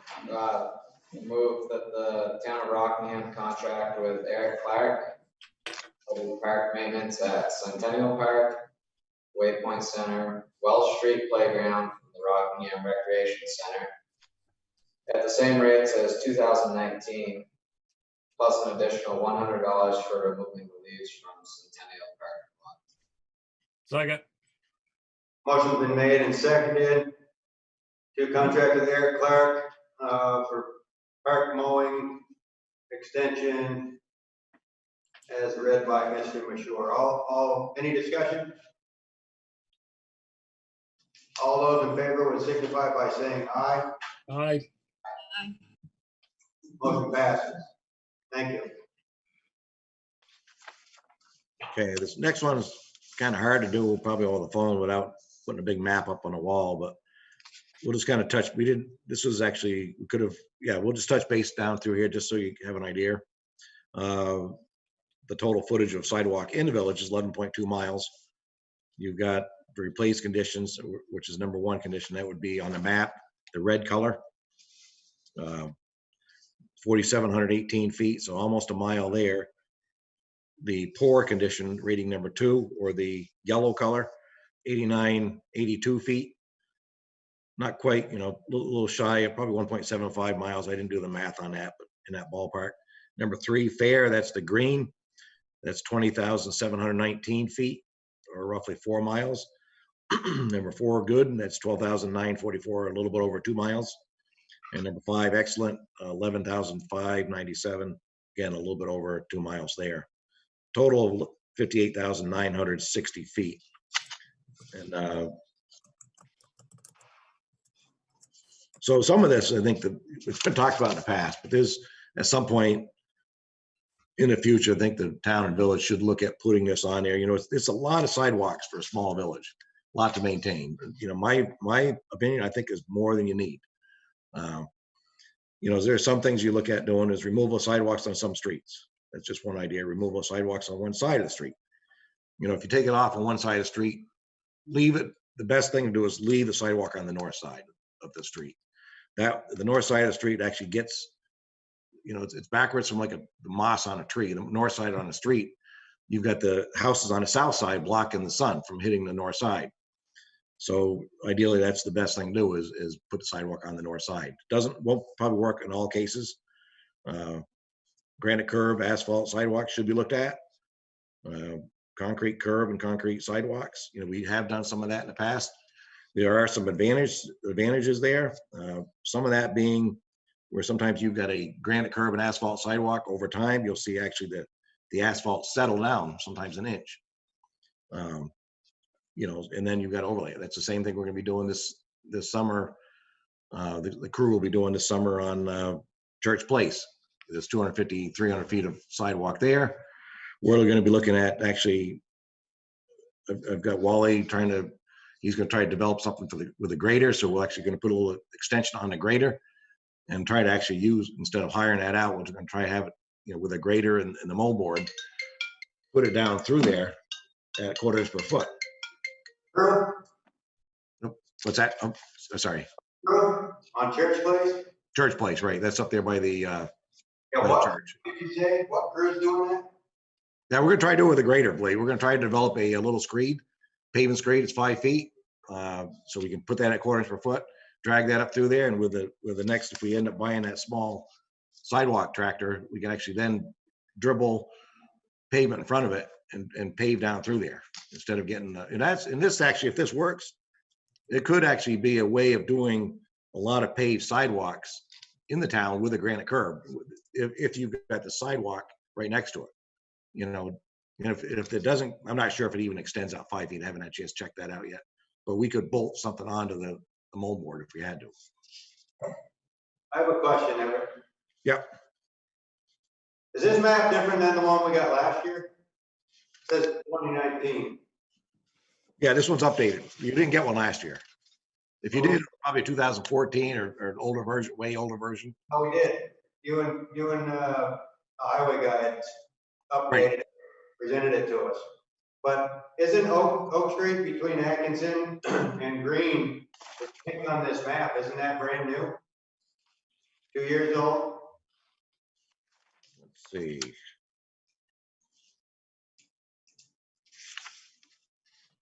And I think the rest of it wouldn't be yellow either, didn't that? Or am I wrong? Just the asphalt got done on that Yeah, section. let me look at that one. Maybe that one there. Anybody know? I thought we did, the foam pole was in the way and we widened it so they could plow it and removed it on the north side mainly. It's a new sidewalk on that street. Right, there is on the Oak section of Oak Street. And it's possible, there was a lot of notes going through a notebook when I did this. And every time I did something, I would circle it. That it's possible that street didn't, you know, for example, Williams, you look at Williams Street, it's blue, it's dark blue, so that's updated. It is updated. That's Right. all. But it looks like that's good pickup on that one, Gaetano. That Oak Street does not look right. I remember the discussion, I was on board and that foam pole on the corner of Atkinson and Oak was in the road again.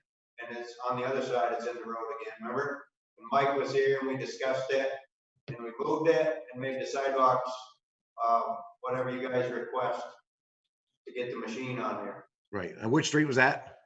Oh, Oh, I wasn't here when they did Oak, so. yeah, but so it's new asphalt and then I'm pretty sure we did the sidewalks too. That's correct. Yep, it is new. So that rating on that one's not right. What about Saxon River? Is that a map that we would need for? There is one on that that's not real old. Well, it might be 6, 7 years old. So it's usable. The one that, because things haven't changed that much out there. Any idea how many feet roughly out there? I'd have to look that one up. That's on my older computer. Okay. Yeah. So, Chairman? You said, Everett, that things haven't changed about out here. You haven't looked at Grove Street, have you? That hill coming out by the, going up towards the school there off of 121. There's about a 5-foot chunk that's heaved up. Almost, you can almost pick it up and carry it away if you're strong enough. And some of the places on Main Street, where from the park on, they did with the pavement, and it looks really good there, the pavement on there. But there's some sections along Main Street that are all chewed up too, so Okay, you yeah, might want to take a look at them. we'll take a look. The rest of them don't look all that bad from what I've been walking. No, I don't around believe, Constitutionals, I mean, I haven't, that did not get walked, so whether, I don't believe there's major changes over the last 5 to 6 years, but there are probably a couple exceptions on Gove Street, maybe Main Yeah, Street. well, that one there, just going up the hill there, right by the post office there, about Right. 5 feet up, there's a big chunk that's heaved right up there and broken Okay. off. Yep. So really no decision here. It's just kind of given the presentation, and at some point, it really should be looked at, because with that, when you're talking, for example, 4,718 feet, if you only do 500 feet a year, that's the replace condition, is 10 years worth of work. And if you're looking at number 2, the poor condition, that's 8982, there's 18 years work. So there's 28 years at 500 feet a year, just to replace number 1 and 2. So that's a long time out there with, and I don't believe you'll ever get caught up. And then at that, perhaps discussing eliminating some, like you'd already discussed. That seems like it'd be a good discussion to have. That was brought up years ago. It didn't go well, but the town is funding this now. Yep. So it probably should still be maybe a town discussion first, and then sit down with the trustees in a joint meeting. Okay. I have a question here. Well, I have some comments. Comments here. Not representing the Board of Trustees, but the consensus I've had is that we like our sidewalks. People in the village should get out and walk. It's a walking community. They like the sidewalks. So we can have the discussion again. I'd be interested to see where it falls. We've talked at one point eliminating sidewalks, and that wasn't too well received in the public realm. Also, in the last few years, we've invested or set aside and allotted substantial amounts of money for sidewalks. So here we are again. We're going to talk about eliminating some sidewalks. I understand maybe plowing one side in the winter and not the other side. But here we are talking about eliminating sidewalks. I'm not so sure I like that idea. And the question I have specifically applies down to Russell Street. We have I contacted you earlier in the late last year. It wasn't earlier this year, or at least I spoke to the manager. And I spoke to you ever at one point in time. What's going on with that sidewalk on the south end of the street, reference to what I said to the stop sign on the corner of Russell and Atkinson? Because it looks like the road, I don't know what was done for work on that house or something in the basement or what, but came home one day and there was a bunch of barricade tape that was up, or there wasn't up at one point, then was up. Chunk of the sidewalk, approximately 8 feet, was out there laying above the rest of the sidewalk. And just recently, it looks to me, if I recollect correctly, and a lot of times I go to work in the dark and I come home in the dark, but looks like that chunk of sidewalk, approximately 8 feet of it's gone, and the section there has been filled in with sure pack. So what's happening with that? Was there a reason that somebody had to dig down on that sidewalk? There is. Okay, that's at the time, Richard Gay owned it. I believe he might have, I think he sold it or is selling it pretty soon. And I did talk to him recently. I said that sidewalk does need to be replaced. Well, first off, that the hole that you see is a sewer line they had to replace. So they had to do that first. And at the time of year wasn't to the point where it was Hodgkins did the work. I said, no, let's not waste any good money after bad, and let's not put concrete back in there. That whole sidewalk needs to be done. So when the plant opens up, at least patch it back in there with asphalt to get through. And then for that sidewalk to be replaced, what needs to happen is Richard Gay or the new owner, and I've talked to Richard Gay about this, they need to stabilize their foundation, because what's happening there is the inside of the foundation is shifting just a little bit. So the last thing the town wants to do is take the liability on. Let's dig down through there and replace the sidewalk and the curb, and then have this happening all over again, and maybe even add to the problem in the foundation, by digging down, putting gravel in, compacting. So before I get out of here, I'll make sure I put that in writing in a letter to either Richard Gay or the new owner, just so they are aware of that. And it's something, you're not talking many feet, less than 100 feet. Whenever they stabilize that foundation, even if 100 feet's not in the budget, we probably could sneak that in there and get that work done. Yeah, but I'm looking at, there's also, I mean, I lived there too. I noticed the road was heaving at one point, and it seems to have heaved more since it was dug up. That whole section from approximately 6 Russell right up to the corner, I believe it's 110 Atkinson. You can see where about 4 foot of that is heaved out from the sidewalk. The pavement there is. Right, yeah. And that's part of the, I'm sure if you look at the rating, let's see. My understanding also was that if somebody came along, and I'm using the School Street example, if they dug up a cement sidewalk, that we were going to have them put back a cement sidewalk. Normally, I would normally agree with you. In this case here, you're putting something bad and a bad pitch back in there. So it's putting good money after bad. So in this case, I would say let's have them patch it back in there. You know, because they're going to be putting it, pitching, you're going to have to match that short section and pitching it back toward the house. So why have the landowner, which is in this case, pay that cost, or the new landowner to put to put back an inferior sidewalk, pitching the wrong way. So Yeah. I would not agree. Trust me, I agree with what you're saying, except in this case here. Okay, we got another comment here, and then I'll see if Peter or Susan has any comments. Just going off what Stefan said a little bit, I think the sidewalks in the village definitely need to be looked at, as far as there's a lot of streets, you know, I know they're in fairly good condition up on the north end, Morgan's Field area, but I don't think all those streets need sidewalks on each side. You know, the main streets, Atkinson, School Street, ones like that, obviously both sides, but I definitely agree that's something we need to look at. Yeah. Oh, can I add one thing just to what Ben was saying there? Yeah. If, for example, up on is it Brown, Taylor, Gove, and all those streets up there, if we were to put in the adequate sidewalk, 5 foot, maybe a 5 foot sidewalk with a curb, or even just a 5 foot with a curb, 5.5, either one, you do not have room on those streets to put in one on the south side, one on the north side, or there'd be no place to park in the middle. They're not getting plowed right now. They do not get plowed right. They do not now.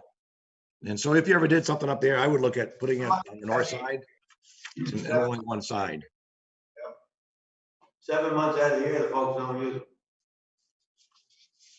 Right? About 5 months. 5 to 7, depending what happens. Hope not 7.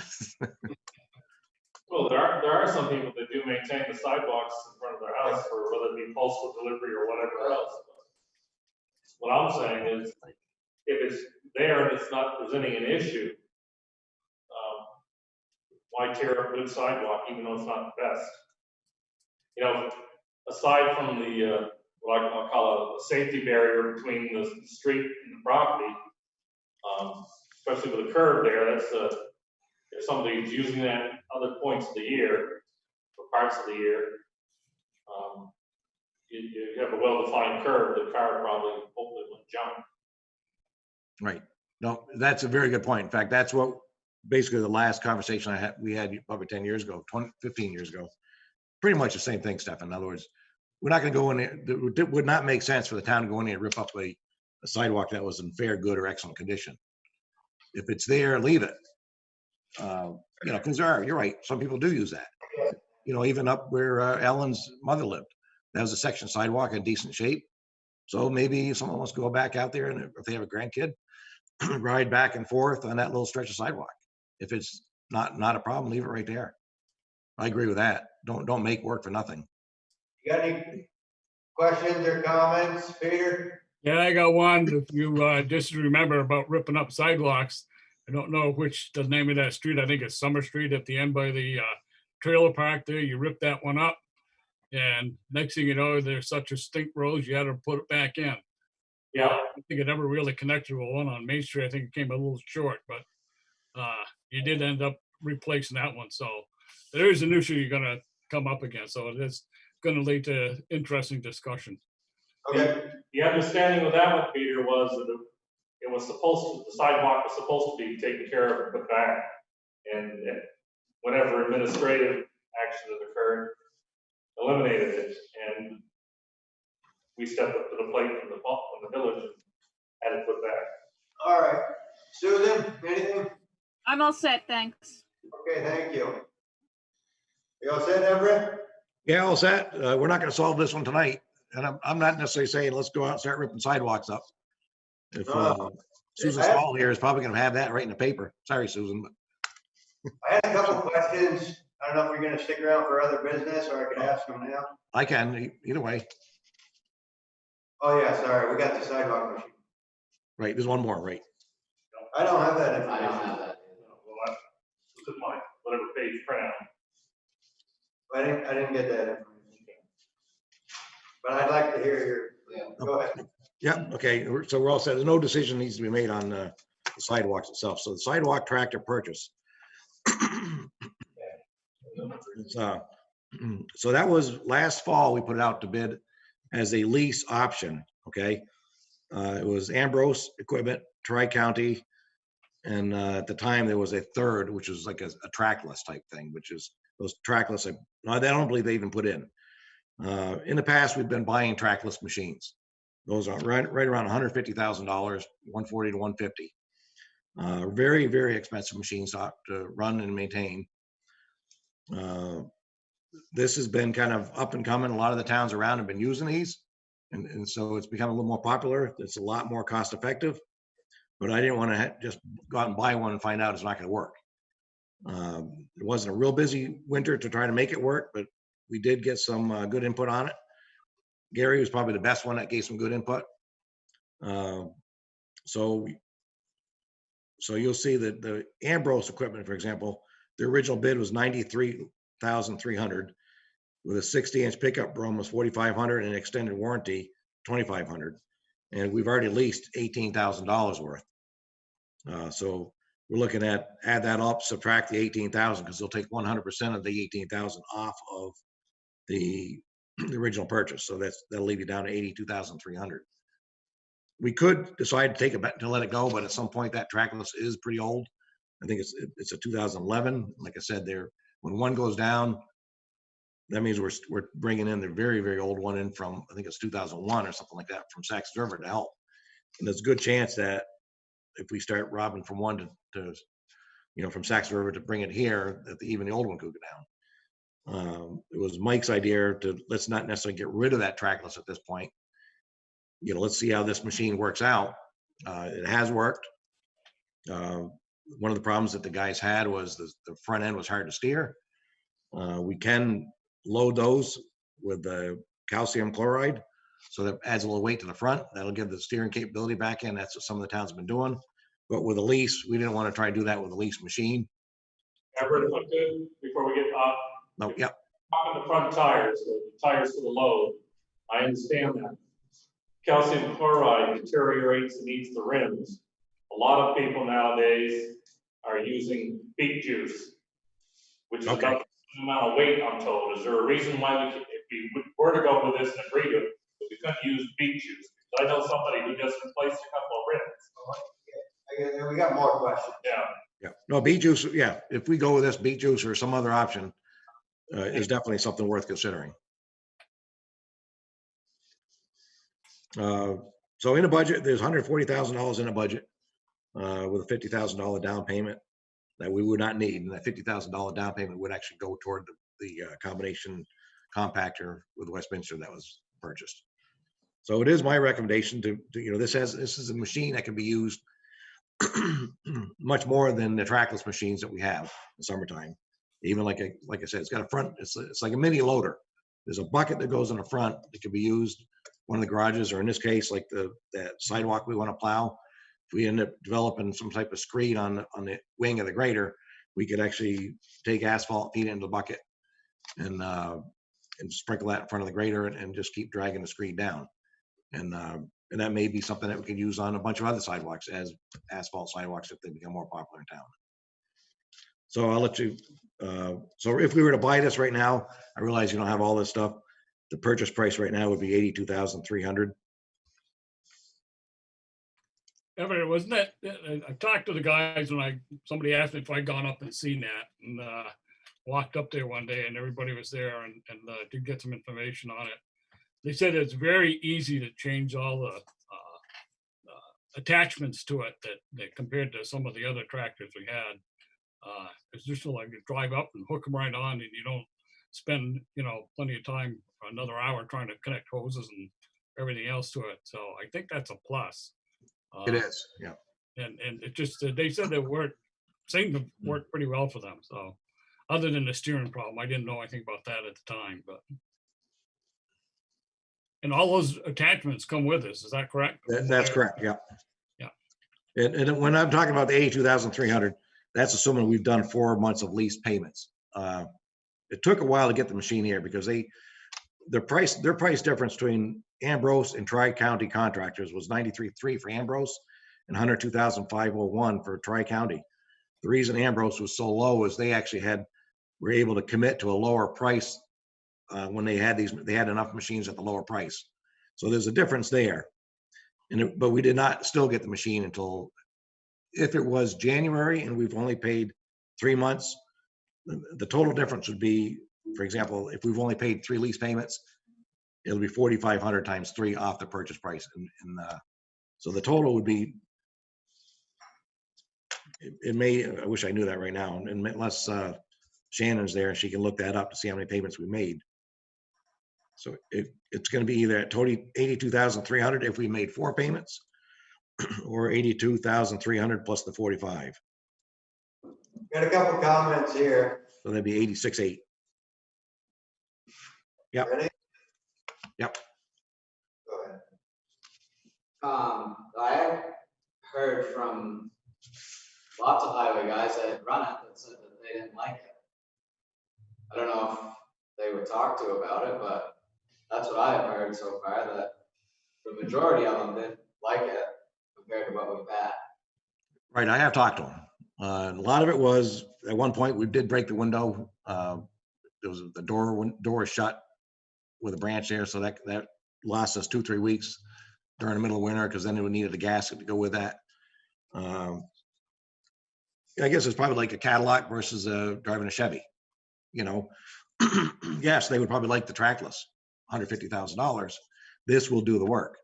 Gary drove it, gave you pretty much an independent opinion of what he thought. He said, no, that machine will do the work. And you're going to find that from any point of, anybody working it. Andy didn't really drive this much, but some of the other guys did. And, I'm looking for a machine that will do the work. It may not be the Cadillac, but we got to start thinking anywhere from $100,000 machine to $150,000 machine. That's a big difference. And then maybe the next one down the road, this one eventually could be taken out to Saxon River. And if this works again, you'd buy another one. And down the road, it looks like an easy machine to repair as well. A lot easier than, except for waiting for the gasket. The trackless, it's tough to get parts on those. The holders, Springfield may have one of those. Those are around $190,000. And those are I think those are German machine, very expensive. And the parts aren't easily available. So no, you're right. I talked to them. You can't make them all happy. Who ran it? You said Jerry ran it.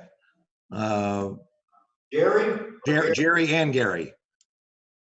Who Zach might have run it a couple times. Who did the sidewalks? That was plus some of the water guys did too. Some of that was Josh in the sewer, and John and BB up there in the water department. So it was a mix of different people. In the past, we used to have one person run, just do sidewalks, but that position has been eliminated. So you do get a mixed bag of people in there. I never saw it, and I heard too from that they didn't like it, and I never saw it then. I always saw the old ones, and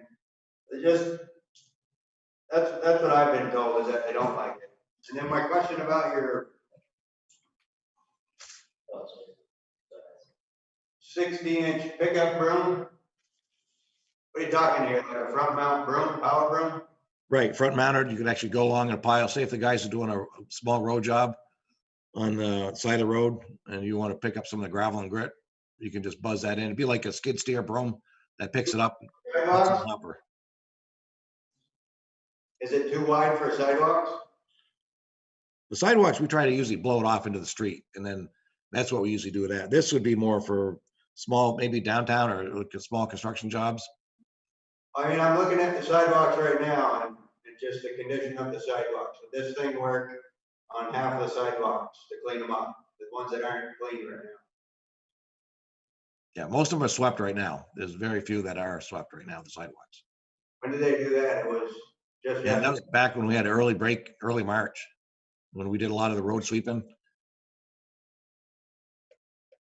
The sidewalks are not swept.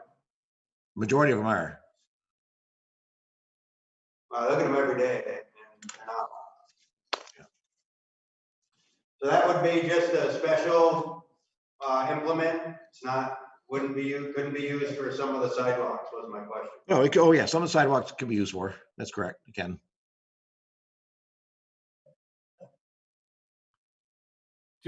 Everett, too, the fact that that thing can pick it up and has a little storage compartment on it, when that compartment gets filled, they can just pick it up, dump it right in the truck and keep moving. You don't Right. have to have a second guy there to pick up the piles. Is that correct? That's correct. So you're saving some money on labor. Plus, I think the adaptability of this machine to do more than one thing with a bucket and a few other attachments that come with it, I think we're ahead of the game on that than going with a trackless. I agree with that. Yeah, one of the things I've always felt, I've mentioned this for the last 15, 20 years, those trackless and the holders, anything you buy, any municipality, they buy those things. It seems like the most outpriced piece of equipment in town, for the value. If you look at one, something like that is, you could buy a loader for the same, John Deere 544 for the same price as one of those. Doesn't make any sense. One other comment, what would happen with that little ride-on sidewalk plow that we bought for about $9,300? Would we be looking to get rid of that thing somewhere down? No, that's the one actually, Monty Barnett recommended. We still use that. That's a good one as well for picking up. But sometimes if one person comes in early in the morning for downtown, the ins and outs, that we use that small one, the tenant sweeper, when you sit No, up. I'm talking about the little plow thing that we bought. Oh, that's only for plowing. Yeah. So what's the intent with that? Are we getting rid of that, or are we gonna hold on to that for something spare? No, hold on that. The guys use it. Mark used it last year, plowing sidewalks. You stand on it, you push around. And the reason being, we've had a very hard time getting part-time help. Yeah, I know it. It's Mike, every year he's nervous about that. Yeah. For good reason. Yeah, you can't get shovelers either, so. Well, that's what I'm talking about, part-time help, shovelers. Yeah. So we're gonna make sure if we were to move forward that we're not gonna use calcium chloride or anything? Oh, yeah, I like that beet juice idea. I mean, that's what they're doing, yeah. Anything other than calcium chloride, if there's an option out there, I'll talk to Wally about that. I'm sure he's heard of something else, but beet juice, I don't know why that wouldn't work. Well, that's what they're doing in the tractors that I'm familiar with. Okay, I have not heard that.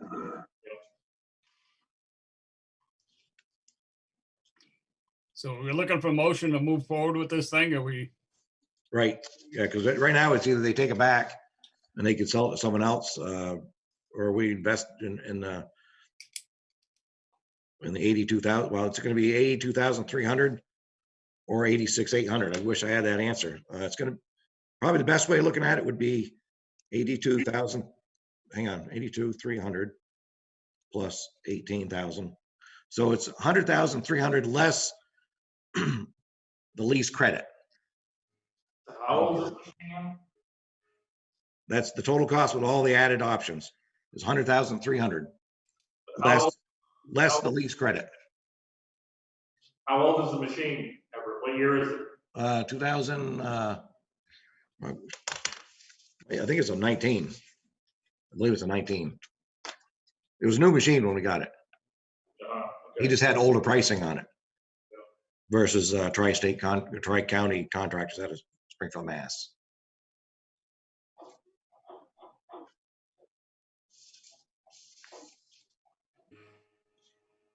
I thought you said the price was 93 something. But okay, 93.3, you add in the pickup broom, 4,500, and the 2,500 extended warranty. Oh, okay, I got you. That gets you to 100,300. Okay. Okay, Right.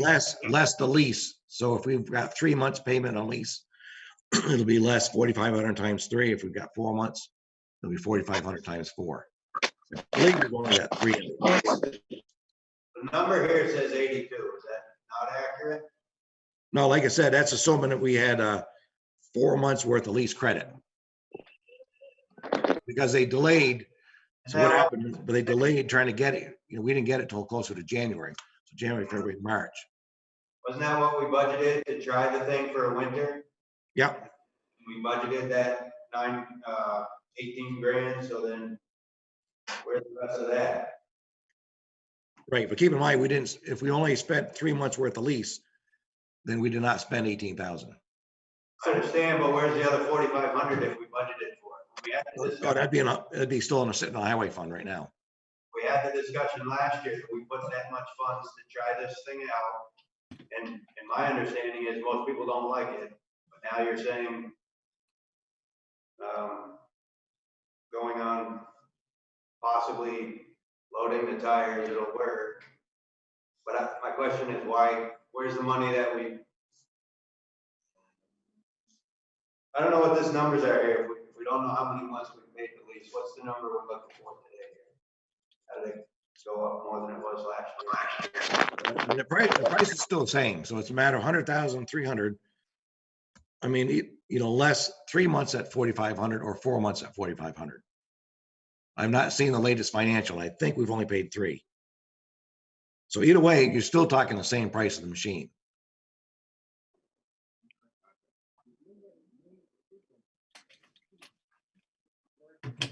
Can I make a suggestion?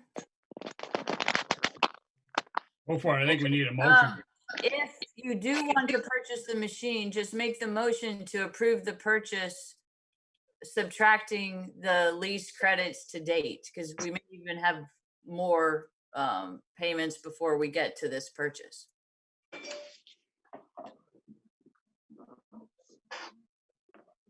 Yeah, I think we're clear on that part. I was just, I mean, if our intent this year is to try and save some money, I can't think of a better way to do it than knocking $40,000 off of a piece of equipment. Where you're looking at $150,000 for a trackless, and you're only looking at about $90,000 if I'm somewhere near right on this machine. So there's money you're going to save right there, and money's in the budget. So people that are operating it, Peter, are saying it doesn't work like the others. So how much is it adding into labor costs?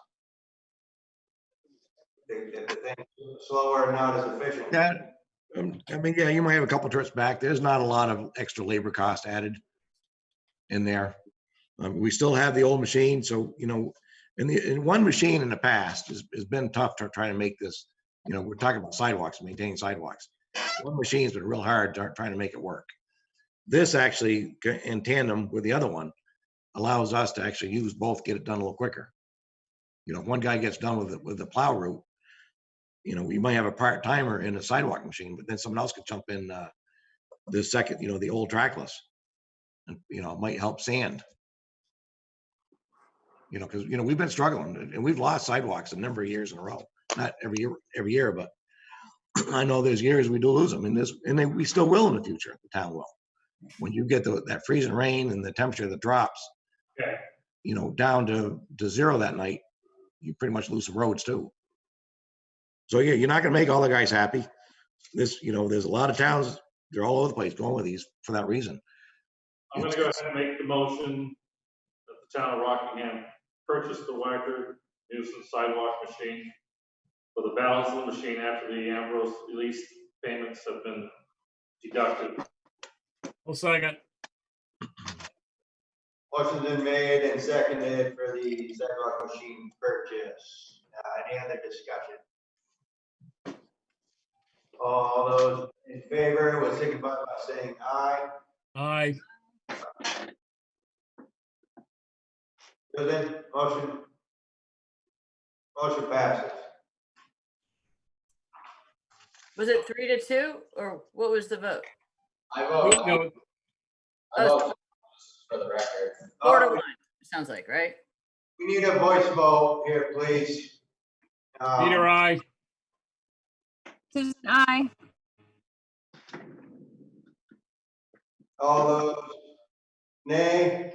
Ben, no. Gaetano, no. 3-2 passes. I have a couple questions.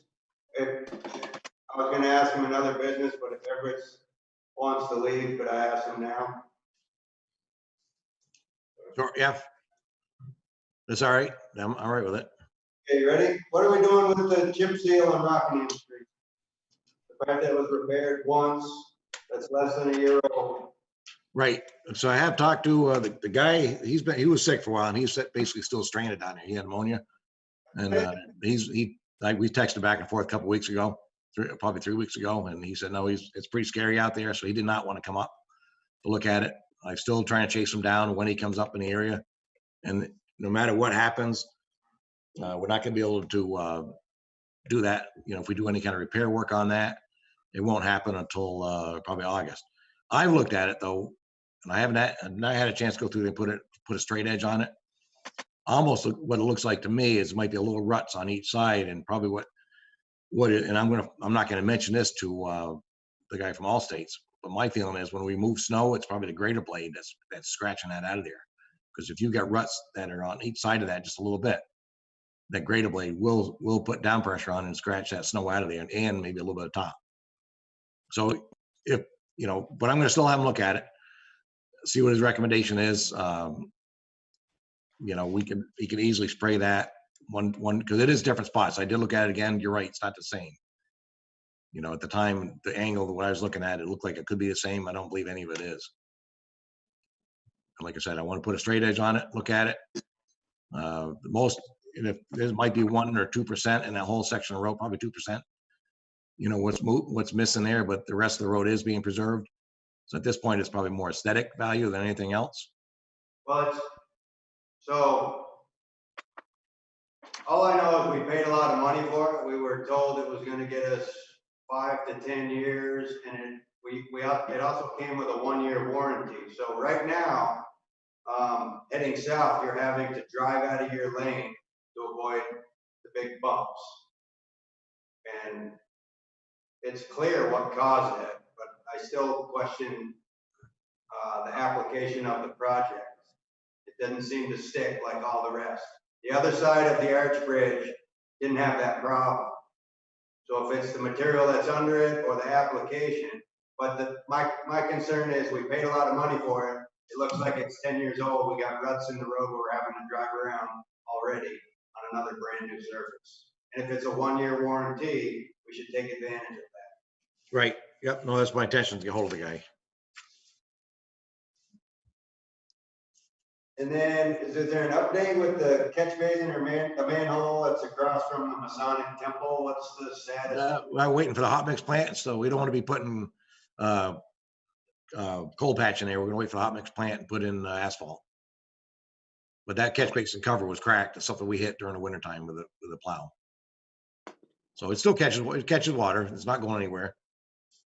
So the answer to the chip seal was the guy was sick and you're hoping he's gonna call you back? Is that what Well, no, he will. I mean, he'll be up. He's just trying to stay in Massachusetts at this point, not be coming up here, you know, till things lighten up. Okay.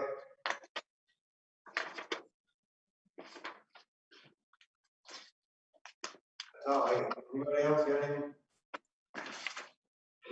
Okay, moving along, we review agenda items for the next meeting, which would be April 21st. Right, and let me catch Everett and Gary while they're still here. Gary, I think you have a couple of grant applications planned, right, for the next meeting? Yes, Okay, yeah, And and so- all the public hearings for the grants will be on May 5th meeting. which is the following meeting. Yep.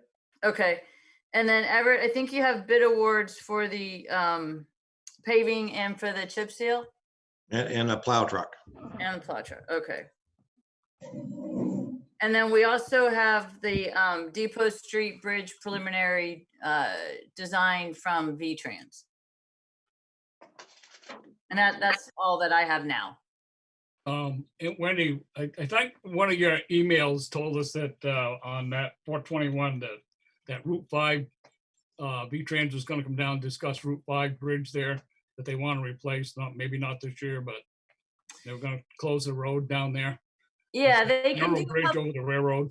right. I thought that they could do that either end of April or early May, and I thought they'd probably want to postpone it as long as they could, just because of COVID and not being physically. Yeah, there's no problem. I just thought that your email had mentioned that that was scheduled for them. Okay, That's one of the dates mentioned. I'll check Uh, on it. Thanks for. The other thing I think we need to get on that discussion is the Public Works Director position. We need to have a discussion on which way we're going with that. I think Everett needs to know, and you know, we should make a decision, or not necessarily a decision, but we need to have a discussion on where we're going with that position. It's been recommended that we keep it from the town meeting, but it's, as they say, those who vote against it are taking their chances at the polls. So I think we need a discussion, find out where it's going. We already had Oh, I that, have. we already had that discussion. Well, I think it needs to go forward because it's been brought up at town meeting. Regardless, there's money that was put into the budget again that we have to discuss. Yeah, one way to do this is that was a change that was made to the budget, and there were a couple of others, and Shannon and I wanted to update the budget in a formal way before the end of this fiscal year, because we did have some challenges this year working on a budget that was pre-town meeting. So I think it would be better for the folks in the future if we update the budget, and the director position can be part of that discussion as well as any other changes that Okay. Works for me. Yep. Shannon, did you have anything to add on that? No, just exactly what you said, update it formally with the adjustments made at town meeting. Okay.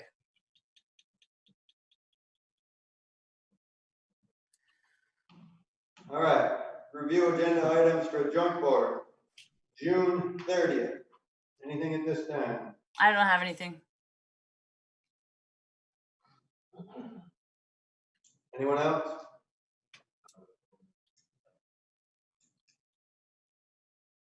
Review and approve orders, bills, and warrants. So moved. Seconded. What's been made and seconded? Review and approve orders, bills, and warrants. I'm not sure how we're all signing these things these days either. Right. Wendy, is there any way to check whether we can do like e-signatures, like on a what do you call it, a PDF? I think we could do that, or we could do them approval by via email. So if we send them to the group of you, if you don't reply all, but you reply to, like, for instance, if I send them to everyone and you reply approved, that would qualify as a signature right now. We got 3 signatures here right now. I don't know if these are official copies. They can be official copies. Go ahead and sign them. And I think you already signed, Gaetano. So technically just the chair or the alternate need to sign. Right, but we got majority signatures here, so I'll Yeah, just do. so you might as well. All right. Shannon? Wendy? Yes, Kathleen? I still need to get together with them. They need to sign those liquor licenses for me. I did at the last meeting, Kathleen, when they were at the joint board meeting, we signed them. Me, Stefan, Ben Mashore at the joint board meeting last Tuesday. At the joint board meeting? Yes. Okay, I didn't realize that they were there, but I'll take a look again, because the ones I looked at did not have signatures on them the other day, but Last time I was there. okay, I'll take a look. Here's a result from search. There was a Thank you. stick on the table with a note that said, select board, please sign, and I passed it to these 2 gentlemen. Okay, I'll take a look again. Thank you. All those in favor, we made a motion. Yes. Yep, seconded, all those in favor, signify by saying aye. Aye. All right, other business, start here to my left, Not at this time. nothing. No. Nothing. Peter? Just like to say, it was good to see the highway crew out there making, sweeping up the streets, getting the dust up. I know Saxon River is almost completed, if not, is done. Susan? I'm all set, thanks. Okay, thank you. I'm sorry, Gaetano, this is Shannon. Can I just say something under other business? Yes. I would just like to thank all of our essential employees, and this week especially to Pam and Brenda. They have been so diligent and working so hard in the offices to keep us going. We would not function without incoming revenue and outgoing payables. So I just wanted to say thank you. I echo that. Thanks, Shannon. Good, and thanks for saying that, Shannon. Good.